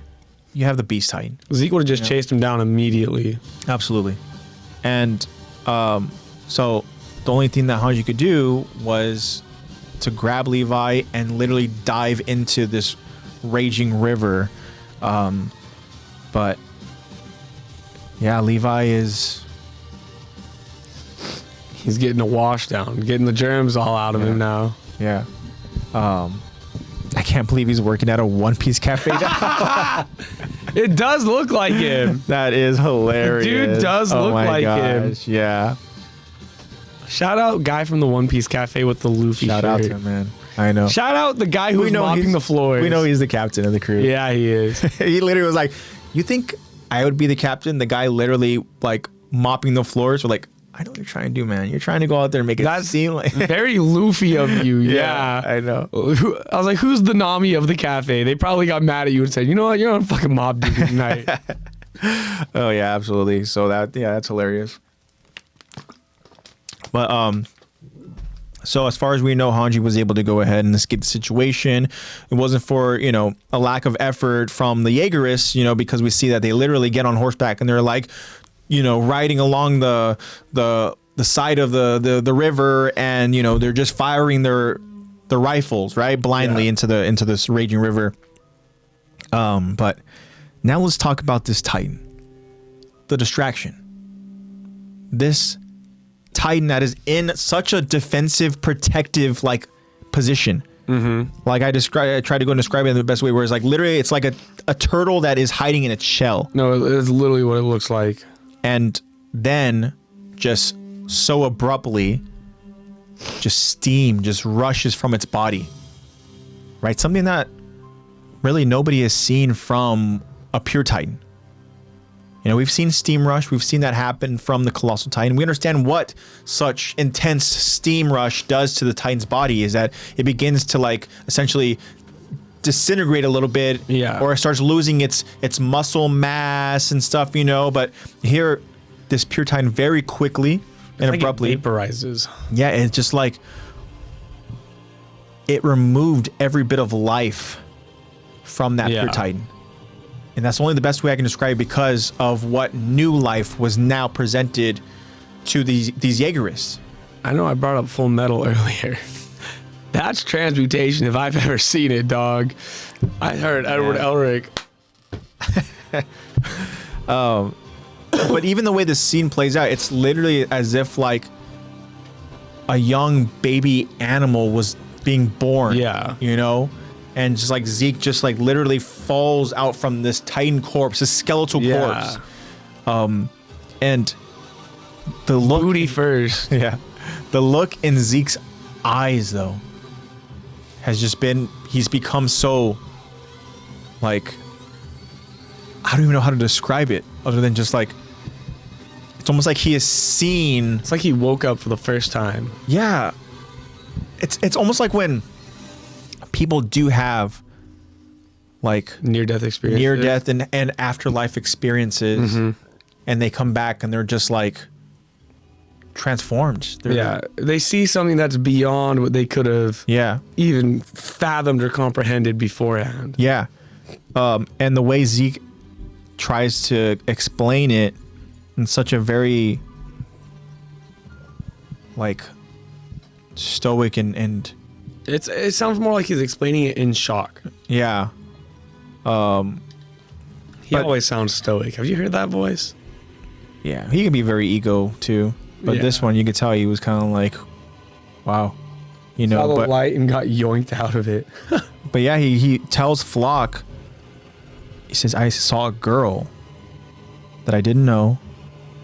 And the way that the quote is, and the way that Zach said it, is perfectly. It's perfect with what the scene is portraying at that time, where he says, "This girl was sculpting the earth to reform my body." That is what the scene is portraying. Literally, we see sand. It's like he's building a sculpted. Sandman castle. Yeah, and like Zeke's upper torso is just there, staring up into the sky. And so he says, in that empty place, all I could do was watch. I felt like I had been there for years, but also like it was over in an instant. I remember staring at the sky. Were those the paths I saw? Wow. And that is, again, that like afterlife experience that Zeke had. Yeah. Where now he's back, and it's almost like, okay, like I know now that I must carry on my mission. And I was brought back for a reason. And again, it begs the question, like, why Zeke? You know, so many other soldiers, so many other Titan users have gone on and lived and died, but as far as we know, they weren't brought back by the founder Ymir. Yeah. So it's like, why Zeke? Because Eren, duh. I know that's always the easy answer. That's always the way to just be like, because in order for Eren, in order for Ymir to be set free, it's like Zeke needs to go ahead and be there to transfer that kind of. I need you because you're royal blood. Yeah. Just sit there, let mama do her work. Yeah, and so again, it's just another realization as well that like Ymir is tapped in, dude, like so aware of whatever is happening here, and I don't know if that's always the case where Ymir is like so hands-on with I feel like certain situations. I feel like it's only the case in terms of, I mean, in terms of the show, maybe. Yeah. But in terms of like prior to Eren, probably not. She's probably just been very much like just sit and watch. Yeah. Now she's like, ooh, I gotta do shit now. Yeah. Because we have seen moments where any subjects of Ymir on the brink of, like right before death, they get a glimpse of this girl. Just off in the distance, just watching it all play out. Yeah. And so it's like, okay, we understand that Ymir is tapped in like that, you know, just through the paths and stuff, right? But it's like, I felt like Ymir was so quick to just like pure Titan crawling out of the freaking forest and makes his way over to Zeke's body, you know, again, just like burrows like Zeke into its own body. We see it literally like creates like a pouch, like a fleshy pouch, and just like rips open its stomach. Kangaroo you know? sack for a baby. Yeah. And it's like, wow, like Ymir was just so quick to just like choose Zeke, you know? Yeah. And I don't have any kind of answer to be like, well, you know, other than it's what Eren wants. Yeah. Right? So it's pretty insane. But Zeke has this new look about him. You can see it in his eyes, right? And in his butt. Yeah. And well, I mean, he's fucking chiseled as hell too. He's literally shredded now. So you can tell Ymir went ahead and made sure to sculpt him back into a like fucking little god. Back here. Turn this guy into a god, dude. Big traps here. Think about next time Yelena sees Zeke and be like, oh my god, Zeke. It's like, wow, you're everything I knew you were. Yeah.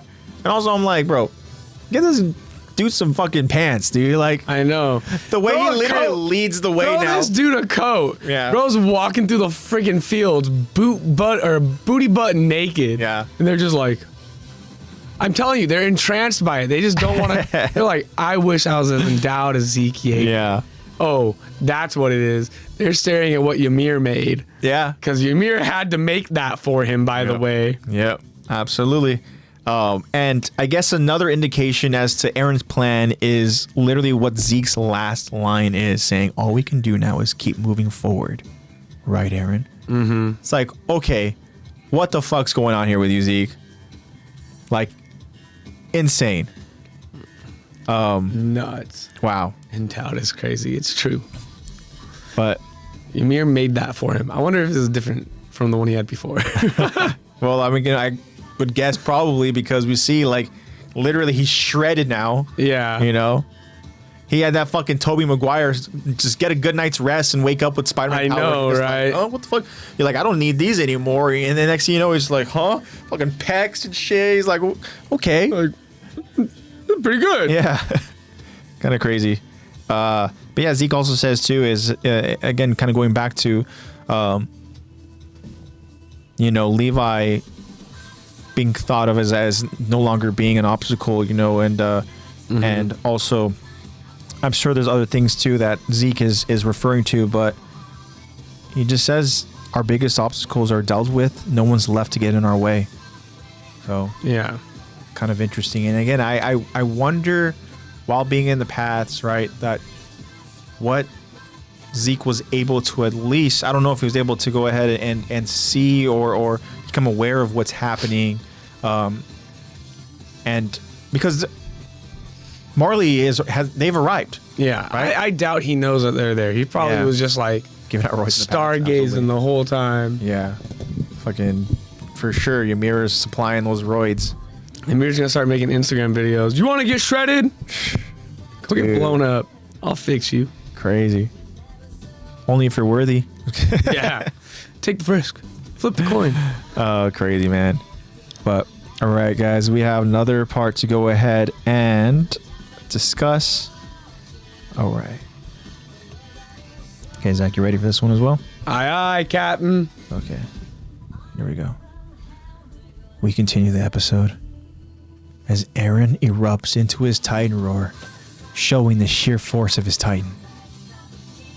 Marley's airships are incoming as Magath prepares an attack on the founding Titan. Magath announces to Rhina, to Colt, and to the others in the airship. Let's pay him back for Liberio. I want that bastard dead! The 5 airships now drop hundreds of Marleyan soldiers, all parachuting down onto Parody.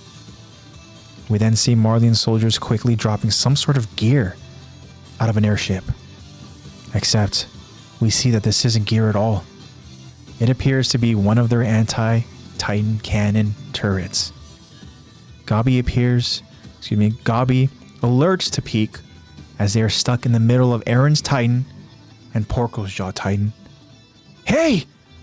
What now? Hey, Peak! Wake up, Peak! Peak snaps out of it, then grabs Gabi close, lifts up her right hand that's chained, and shows it to Porco as she yells out, Porco! Porco looks down and immediately slashes to free Peak and Gabi from their chains. Peak's hand falls into the hands of Gabi, and they both scream out in a panic. Peak then immediately and quickly jumps off of the roof and transforms into the Cart Titan.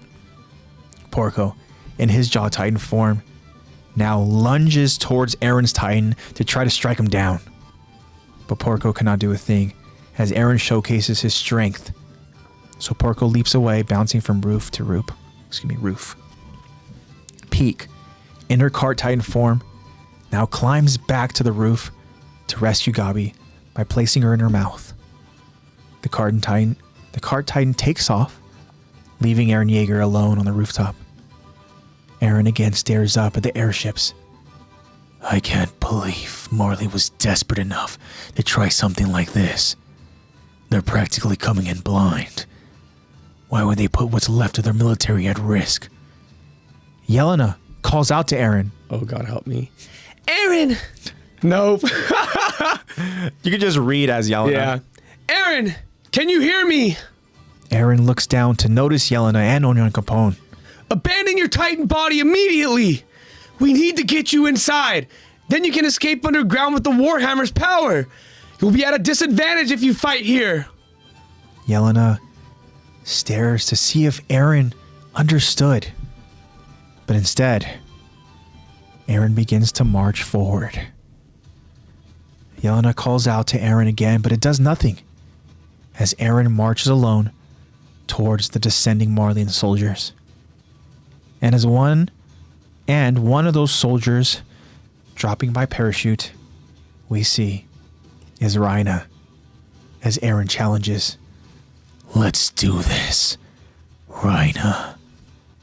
Before Reina can land, he transforms into his armored titan. Eren continues, "Of course you're here. Who else could talk Marley into doing something so stupid?" The armored titan crash lands onto the streets of Parody as Yelena and the others all just watch. Yelena now orders, "Mobilize all units!"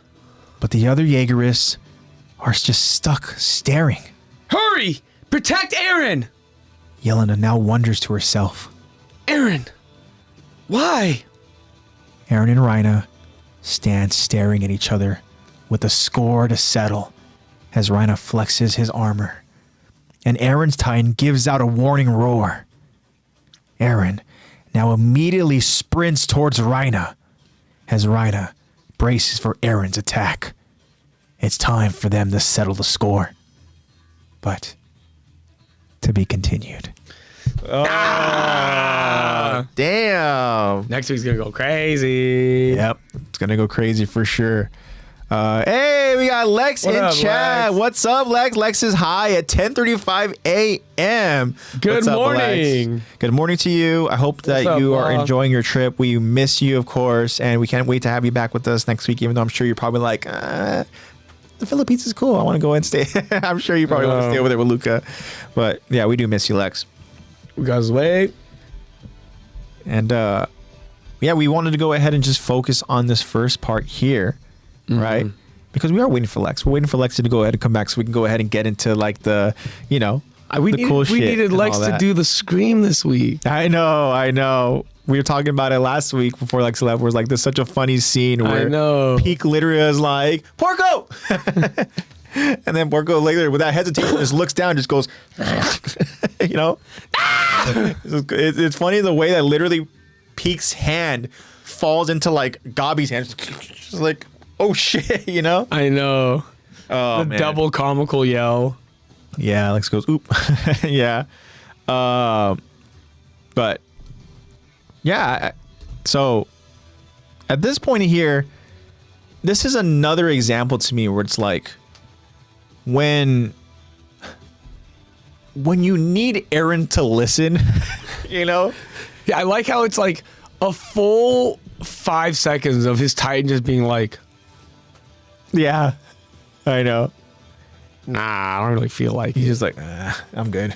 I want to go punch Reina. Yeah. Well, he knows. That's the thing is he knows that who's going to go ahead and arrive back over onto my home? Hell no, Reina. You're not about to go ahead and come back here and do some shit on my home, dude. He's looking at Yelena like, bitch. Yeah. You have no fucking idea. Absolutely. The ego move this motherfucker's trying to pull in my home. Yeah. No. Nope. No. He's like, you can't double reverse me, bitch. Like, this doesn't work that way. I feel like he's also thinking like, you see what's happening and you expect me to sit quietly? Yeah. Who the hell do you think I am? He literally calls Reina stupid, right? He pretty much is like, of course you're here. Who else would talk Marley doing something so stupid? Yeah. This must be your fucking plan. So, yeah. I mean, we saw the beginning part of this specific sequence here is stuff that we saw and we talked about last week, right? With the whole interaction with Gabi and Peak and Porco and all of that. Yo, we also got Zway in chat. What's up, Zway? Zway says, yo, my battery was 3% yesterday. Whoa. Wild. Yeah, that's crazy. Get a charger. Yep. But welcome and glad that you're here with us, man. And so I wanted to go and pick it up pretty much where we last left off, where Magath is like, I want that bastard dead. Mago. Right? We're going to pay him back for Liberio. And that's where now we see Commander hundreds Mago. Of soldiers, these Marleyan soldiers just now parachuting down. Parachutes, So it's crazy. I mean, they have, again, they brought an army. They did. To say the least. For 5 airships, you know, again, I was wondering to myself, I was like, okay, like I was trying to remember how this plays out and stuff, you know, and like what is their plan again? And I see that again, they're dropping soldiers, they're dropping these, you know, anti-Titan cannonry. Yeah, we see it's almost like a turret and stuff, you know, and so it's interesting, but we understood too that back then when we talked about it, that there's no time to waste. You know, they're not going to go ahead and allow them to essentially, you know, kind of set up, just prepare for an eventual counterattack, right? They're like, no, we need to go ahead and get to them before they can, you know, prepare for us. And blindside them. Yeah. As we said, I'm going to draw a random YouTuber. I will send it in the Discord. A random YouTuber. Okay. That could be anybody. That could be us. Which one of the 3 of us is? Yeah, I know. That could be us. So, yeah. And the anti-Titan cannons, the peak has been set free, and then Aaron just aura farms on Porco. Yeah, I was gonna say, so Porco's quick to go ahead and just like without hesitation, just slash freaking Porco's hand off to free them, and then Porco is so quick to try to go after Aaron. And I get it because he's on the same roof, you know, as Aaron. And I don't think Porco's the type to go ahead and just like go ahead and you know, bounce on out of here and wait for all the other soldiers to go ahead and arrive and show up. No, I think Porco's going to go ahead and at least try, you know, especially how he was pretty much humiliated and embarrassed, you know, last time. You know, he was literally used as a nutcracker. Yes, he was. You know, so I think that Porco's probably been waiting to go ahead and get his hands back, his claws back over on Aaron. But again, Aaron's just too damn strong. We see all it took was for him to go ahead and harden, you know, his hands almost like a fucking, you know, like he's got metal boxing gloves on. You know? So Porco quickly then realized, all right, you know, got to go ahead and kind of, you know, think about this a little bit. Yeah. Tish says, they learned from Aaron's mid-transformation punch. Time waits for no one. Great point. Yeah. The Warhammer Titan got 2 seconds of screen time before Aaron punched her. No, seriously. Yeah, that was pretty insane. And something that obviously, you know, she was not prepared for. Oh, no, she was not. But yeah, nobody's really prepared for Aaron, man. I mean, like Aaron here at this point, like Aaron has become so strong and powerful. And that's why I think Aaron here is willing and feels capable to go ahead and take on this army alone.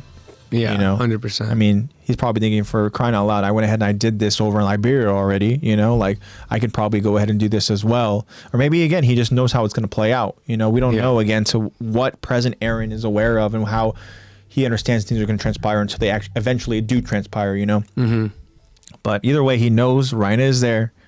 That seems to be the one that he's like primarily focused on, right?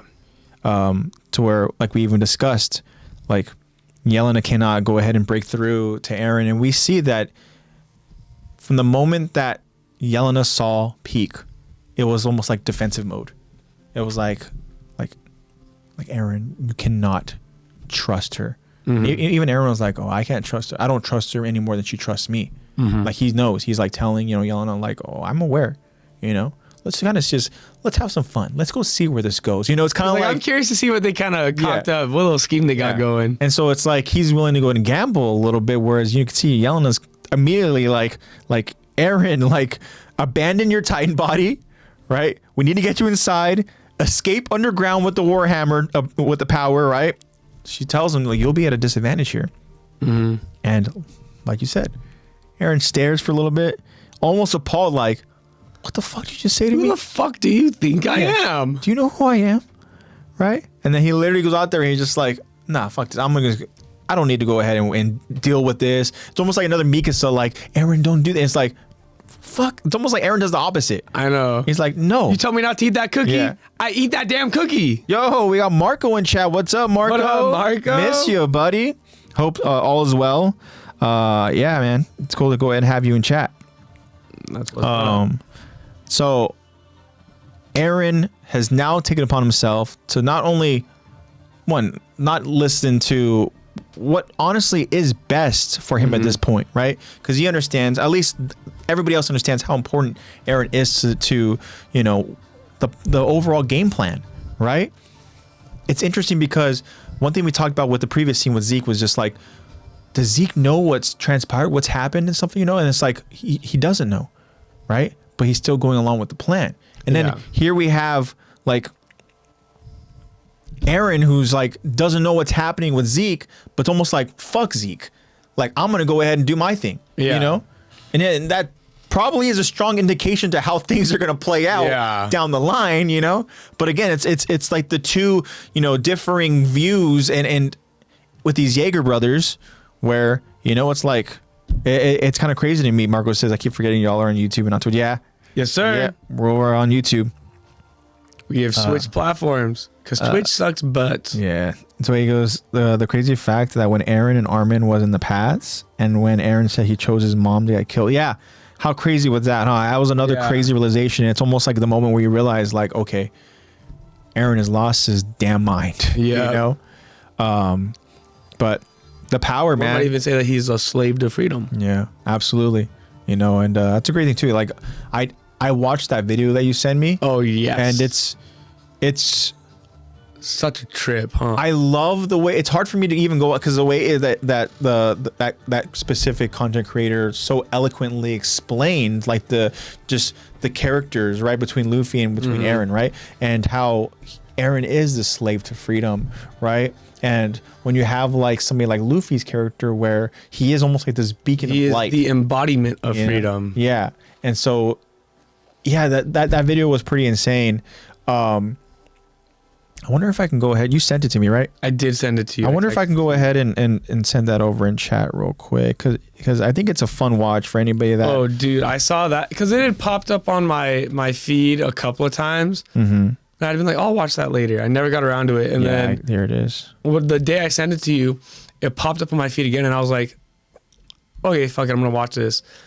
And even before I watched it, I was like, I already know this is going to be good, and AJ's going to want to watch this. So the link is in chat after the stream. Guys, go ahead and check it out, because it is an interesting, and this content creator has a lot of other videos that are. What's the YouTuber's name? It's a good question. It doesn't say over on the link. The pursuit of freedom. Oh, actually, I sent the wrong one. I sent the other one. I'll send the correct one. Yeah, because that's the one where the two sides of the same dream with Blackbeard and with Luffy. This is going to be the one with the pursuit of freedom. Yeah. So the second link is the one specifically with Eren and Luffy's character. Yeah. Shout out to It's Turn the Page on YouTube. There you go. Turn the Page. Yeah. So it was a fun watch for sure. Again, a lot of details. So if you guys are interested to go ahead and see the specific details, right, on Eren's character and on Luffy's character. It's a depiction of how two characters who yearn for the same thing, being freedom, are affected by it and embody it in two completely different ways. One more in the positive aspect and one more in a negative aspect. It's a cool contrast between the two views of freedom. Yeah. I guess it's more two ideals on how to achieve freedom. And then Zoe says, well, what if Eren didn't do that and Bertolt got eaten by the Smiling Titan? Well, then that means Dinah would have been the Dinah is Colossal. The Colossal, and it has returned and has come back to life, so to speak, and it would have made her character obviously much more interesting, to the point where it's like, what would she have done now that she's given another chance of life? Well, would she go after? Would have been blown the fuck up. And, like, well, I don't know, because would she have transformed? I think that maybe in a panic. Well, that's the thing. If it is a panic, or let's say it's the realization of whatever pain or whatever it is, right? And then the transformation happens, and we're talking devastation, and again, how that would have affected Eren's character if Eren would have survived that, it would have been pretty insane. But having Dinah back in the fold, I think that just makes Grisha's story much more interesting. Right? Yeah. Well, he's already dead at that point. Not yet. No, you're right. He's not yet. So I don't know if there would have ever been even transferred it. Yeah. So I feel like they would have just started the rumbling right then and there. Oh man, because you do have the founder and you have a royal. Because he's out getting the founder. Around that time, he's already on his way to go get the founder. Yeah. He comes back, finds Dinah. That would have been insane, right? I could see her coming back and being like, "Where's Grisha?" And Aaron's like, "You know my dad? Yeah. My dad's on a business trip right now. Yeah. We should run and hide." And then regardless, Carla dies because now Dinah's gonna go ahead and continue to kill Carla. Yeah. Oh, man. You took my husband, you bitch. He's like, wait, you say Grisha? Did you say father? Wait a minute. Yeah, you're not Zeke. Yeah. Attack Titan looks interesting. Yeah, so that story would have been very, very different and very interesting. So thank you for the question, Zoe. Yeah. But now going back to kind of like being the slave to freedom thing here with Aaron's character. I mean, like Aaron has his own specific motives and we understand that Aaron has his own plan, right? Mm-hmm. So that's why you have one Jaeger brother and Zeke who is like, we move forward with the plan, right, Aaron? And you have another one who's just like, hey, Aaron, shouldn't we stick to the plan? And Aaron's like, fuck you. Yeah. This motherfucker dropped on my home turf. Yeah, absolutely. Again. Yeah. So he's a very prideful person for sure. You do not want to challenge Aaron. Oh, no. So, yeah. You know, he's ready to go ahead and face Rhina again. I thought it was pretty cool to see like Rhina right before impact transform into his Titan, not even trying to hide it. You know, he's just like, I'm here. You know, he literally like transforms, you know, he kind of flexes a little bit. He even does a little like releases a little like steam real quick. Yeah. Like let's fucking do this, you know? And it's like a square up, bitch. Yeah. Let's go. And you can tell it pisses Aaron off because what does Aaron do? He fucking like he gets back to his primal like state, right? That we've seen before in earlier seasons. And he just does his typical Aaron roar and he starts now just like running. He's charging over towards Rhina. And he locked in for the first time in years. Nah, for real. Yeah. Rhina finally got that shit going. Yeah. Jacob says, I'll challenge Gabi. Okay. I hate to tell you this, Jacob, but I think Gabi, I don't even want to say it. I was like, I think Gabi has already won that fucking, at least that first little exchange. Well, in Aaron's defense, Aaron was not even focused on Gabi, so. No, he was not. You know, I mean, did he underestimate? Yeah, you can say he underestimated this child, but, you know, there was never an Aaron versus Gabi per se, but. It's more like she fucking blindsided him. Yeah. Jacob, nah, I'd win. That's a Gojo right from JJK. Really? Yeah. Oh, wow. Oh, that's funny. Nah, I'd win. By the way, Gojo loses after saying that. Oh, no. Jacob says, yes, I'd win. So he says, it's basically the Attack Titan with L's hair. Kind of. Nuke, am I joke to you? Jesus. Yeah. So very interesting, and you know, all hell is now broken loose. We see that this is exactly what Magath wants. Oh yeah. You know, so he wants to see Aaron initiate. He doesn't want to. Trust me, if Magath were to go ahead and notice, right? If anybody else there over in this retaliation here, right? This counterattack. Sees Aaron break free of his Titan body, somehow go underground, like they would have probably just then tried to destroy Parody, right?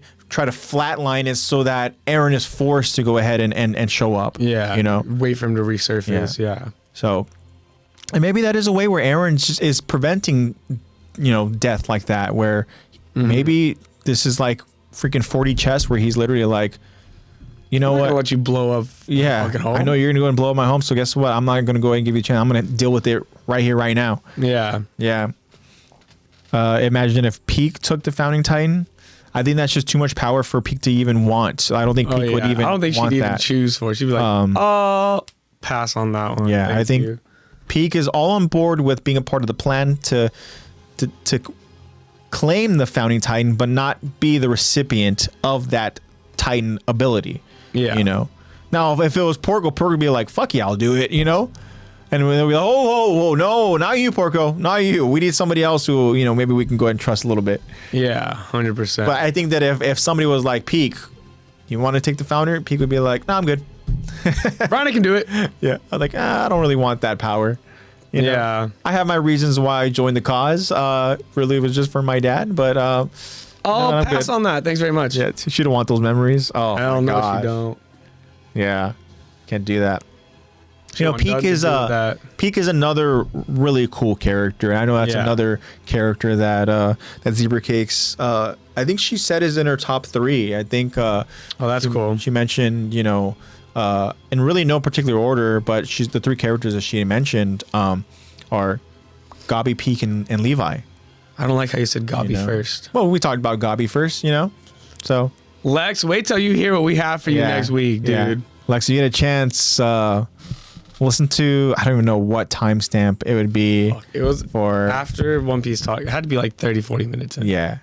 So we get into a conversation where somebody is a Gabi fan. I just got second in Battle Royale. Like just like priorities. I know, right? You just want to be the wagon. Yeah. But it's a conversation that I mentioned too, where I would love to go ahead and have with Lexy here with us, and, you know, have that conversation again, because I thought it was a very interesting conversation, talking about, again, perspectives from, you know, really just a character's POV, right? Yeah. And understanding what the character endured and suffered and went through. And Lexy goes, I heard. Oh, so you did hear. Okay. Okay. So next week, just try to remember, Lex, but next week I would love to go ahead and hear your point of view on that. I was listening for a while, actually. Very cool. Well, appreciate you supporting us in secret, waiting for the time to go ahead and be like, hi. Very cool. Waiting to make the appropriate appearance. Yeah. Zoe says that she is at my top 2 because she can stay in her Titan for months, at least and she's fast like a car. Yeah. Yeah. The endurance, the stamina on the cart Titan is insane. Zoe, so you said Peak is in your top 2. Can you give us a top 3 of characters that you like? So we know that Peak is in one of your top 3. So we'd love to find out what other 2 characters you hold kind of in that top 3, you know, like ranking. You don't have to rank them. You could just say these are the 3 characters I really like. It's nerve-wracking in chat. Yeah, I know. Chat is pretty insane, yeah. Zebra says, I feel like if you just pretend that we didn't start from parody and watch the characters for what they are, it's not really a weird. No, absolutely not. That's why we went ahead and we talked about. But is that what happened? No. That's why I went ahead and presented the idea where it's like, if we started off literally with focusing as Gabi as the main character, then no, for sure, we would be rooting for Gabi, and we would see that season 4, who the fuck is this person that transforms into Titan and is trying to go out there and murder our friends? Yeah. You're watching season 4, it's convincing me she's just misunderstood. Yeah, well, that's the thing. And I talked about it, and you're not to go ahead and kind of continue to reiterate certain points that we talked about, but like Gabi's character development in one season is pretty insane, you know? So to admit it. Yeah, that's the thing. And that is really just, again, like all credit to Isayama for such amazing incredible storytelling and character, you know, just development. It's pretty insane. Gabi is a very in-depth character, and I can see the appeal with her, to be honest. Yeah, I mean, again, it's 50 toes down like Gabi hate, bro. Yeah, no, that's fine. You know, and you have your valid reasons, and it's just like for anybody that sees it from a different perspective, they have their reasons as well. And you know, again, we see bro. that Gabi, you know, Gabi has done some things that have hurted. Well, I should say that have hurt. That shit hurted. That have hurt, like people who are fans of like parody. You know. Yeah. Like again, like Sasha is such a beloved character, and a character that, like, in the grand scheme of things, maybe didn't have the greatest character development, you know, and you're kind of like, this character is there, has been a part of the journey, has been loyal, and has had their moments, but it's like we never really got to go ahead and really focus on, you know, that Sasha lens, you know? Yeah. But it was like when we lose a character that, it still hurts. You mentioned lack of development, and I like to think of that as someone who has been able to go through so much bullshit and not be altered by it. Of course. In a negative way. To be able to remain positive. Yeah. And that's what to their core, this Levi squad, right? Like that's what makes them such great, like a great team, right? Is that they are fighting for like a bigger cause than just themselves, right? And also it's like everything is changing so drastically and quickly as far as like what their enemy or what the mission or what the, you know, like who are we facing or what, you know, so it's like it is a lot, right, for all these characters. And again, they are still very young, you know, throughout this development and stuff, you know. And I didn't say that just to say that like, or to diminish any of Sasha's development, because again, like these characters, they have endured a lot.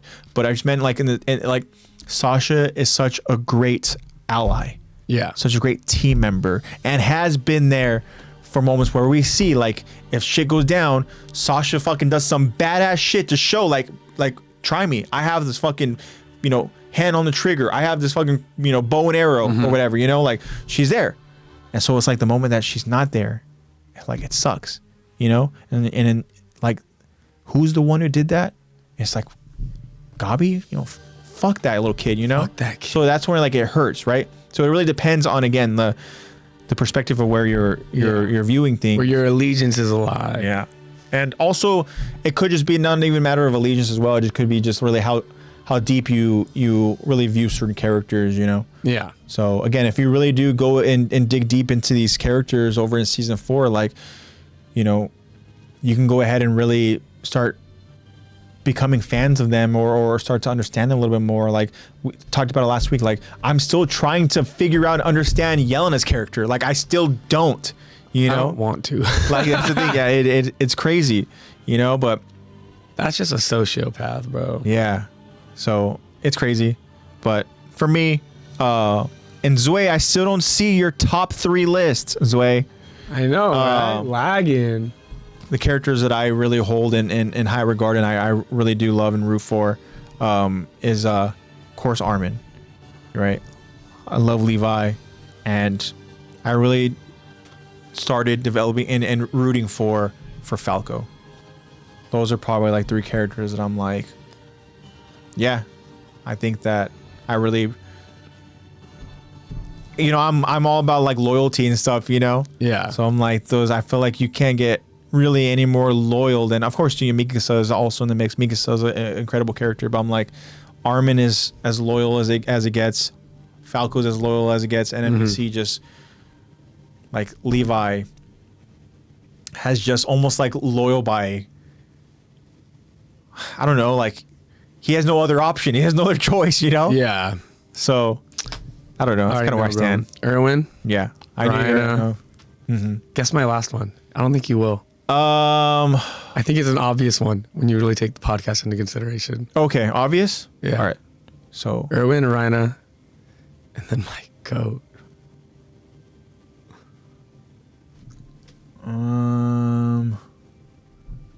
I want to say Zeke, but I don't think it is Zeke. It's Pixis. Oh, Pixis. Okay. Zeke is up there though. Yeah. I do love Zeke. Zeke is another very interesting character. And I was happy that we were able to really kind of dive deep into his story again, because a lot of season 4 is very kind of just like fuzzy, you know, for me. And same here. Season 4 was kind of just like a fever dream. Yeah. And even just like I saw again recently where it was like a final panel of, you know, Attack on Titan was, you know, released like 5 years ago. And I was like, yeah, what? We're old, bro. It's so crazy, you know? We're old. Yeah, Zebra Cake says Irvin is dope. It's so dope. The GOAT. Yeah. My soldiers do not buckle or yield when faced with the difficulties of this world. Read Marco's. I did see that. Gabi has unmatched aim, though. She does. Yeah. She's one hell of a shot, bro. Yeah.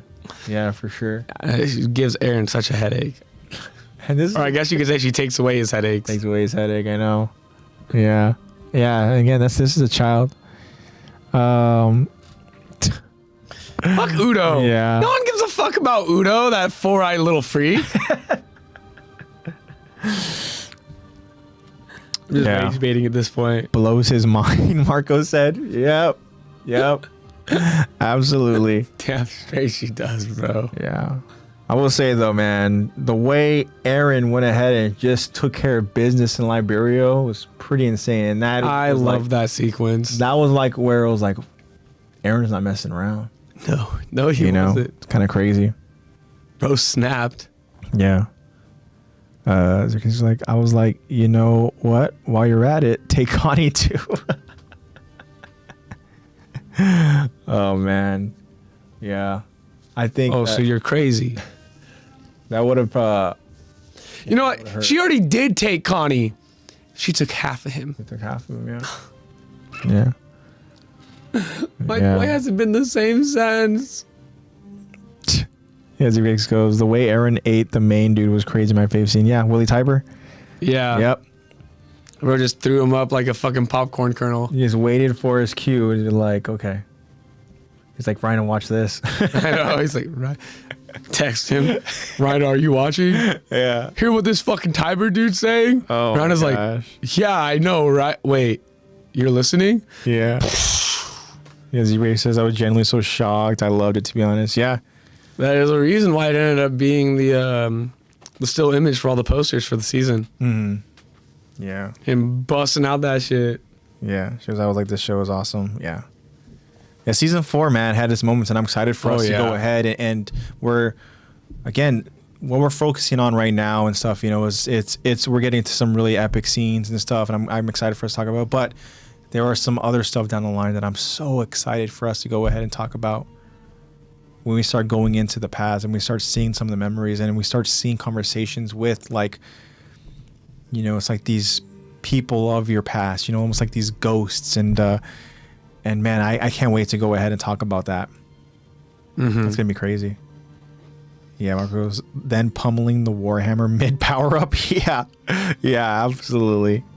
Like just seeing action done by Mappa for the first time and it being in Marley was awesome. Yeah. Yeah, no, it was definitely great. We were waiting for it, man, because season 4, how it started, we were being introduced to new characters. We're kind of like, all right, when are we going to start getting like the, you know, when do we get the meat and potatoes of this shit? When are we going to? When does the shonen come out of the shonen anime? And so when we finally got it, it was just, it was worth the wait. It was really cool. The payoff was so there. Yeah.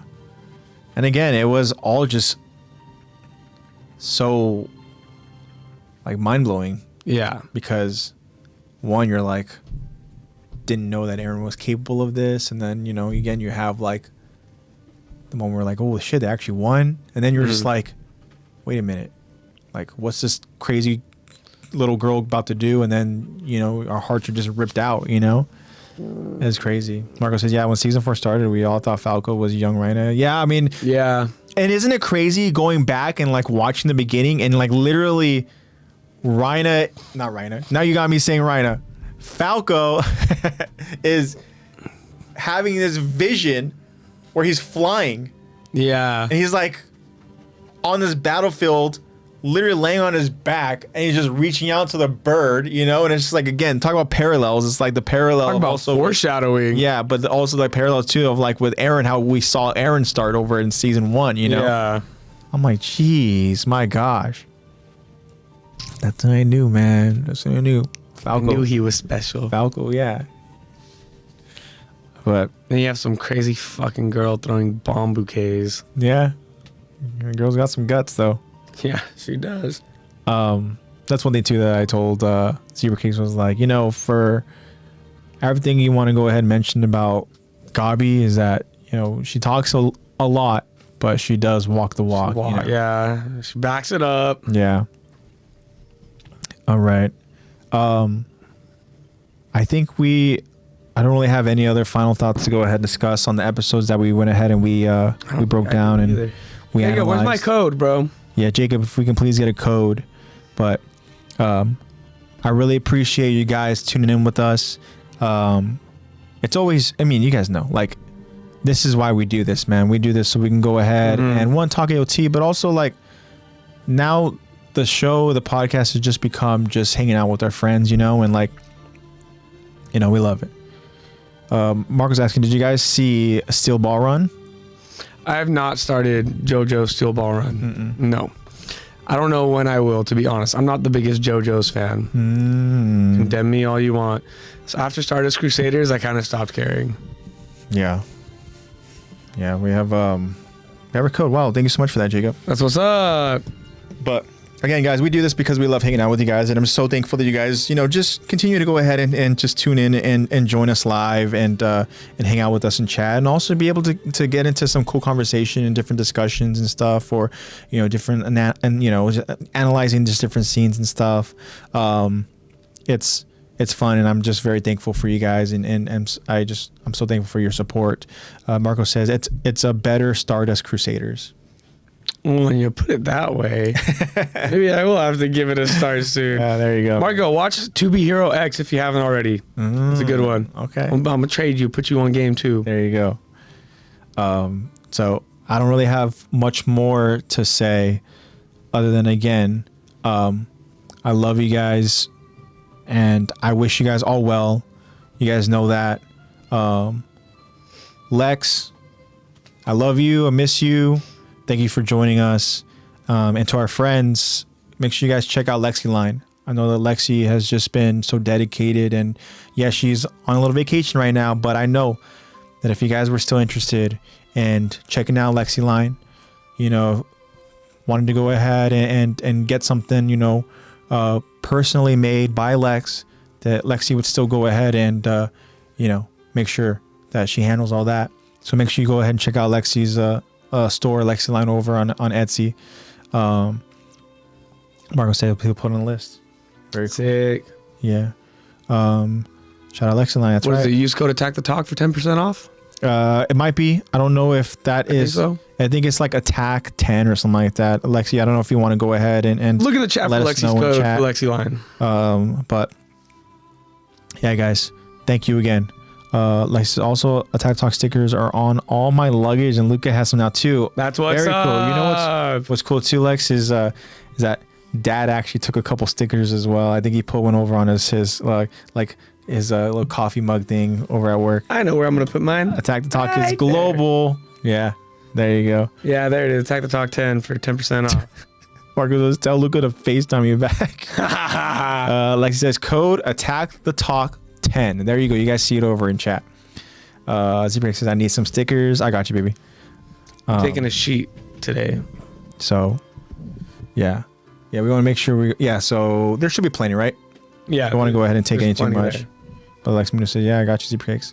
All right, guys. This is AJ saying thank you guys so much again. I had a lot of fun this episode, and I will see you guys next week.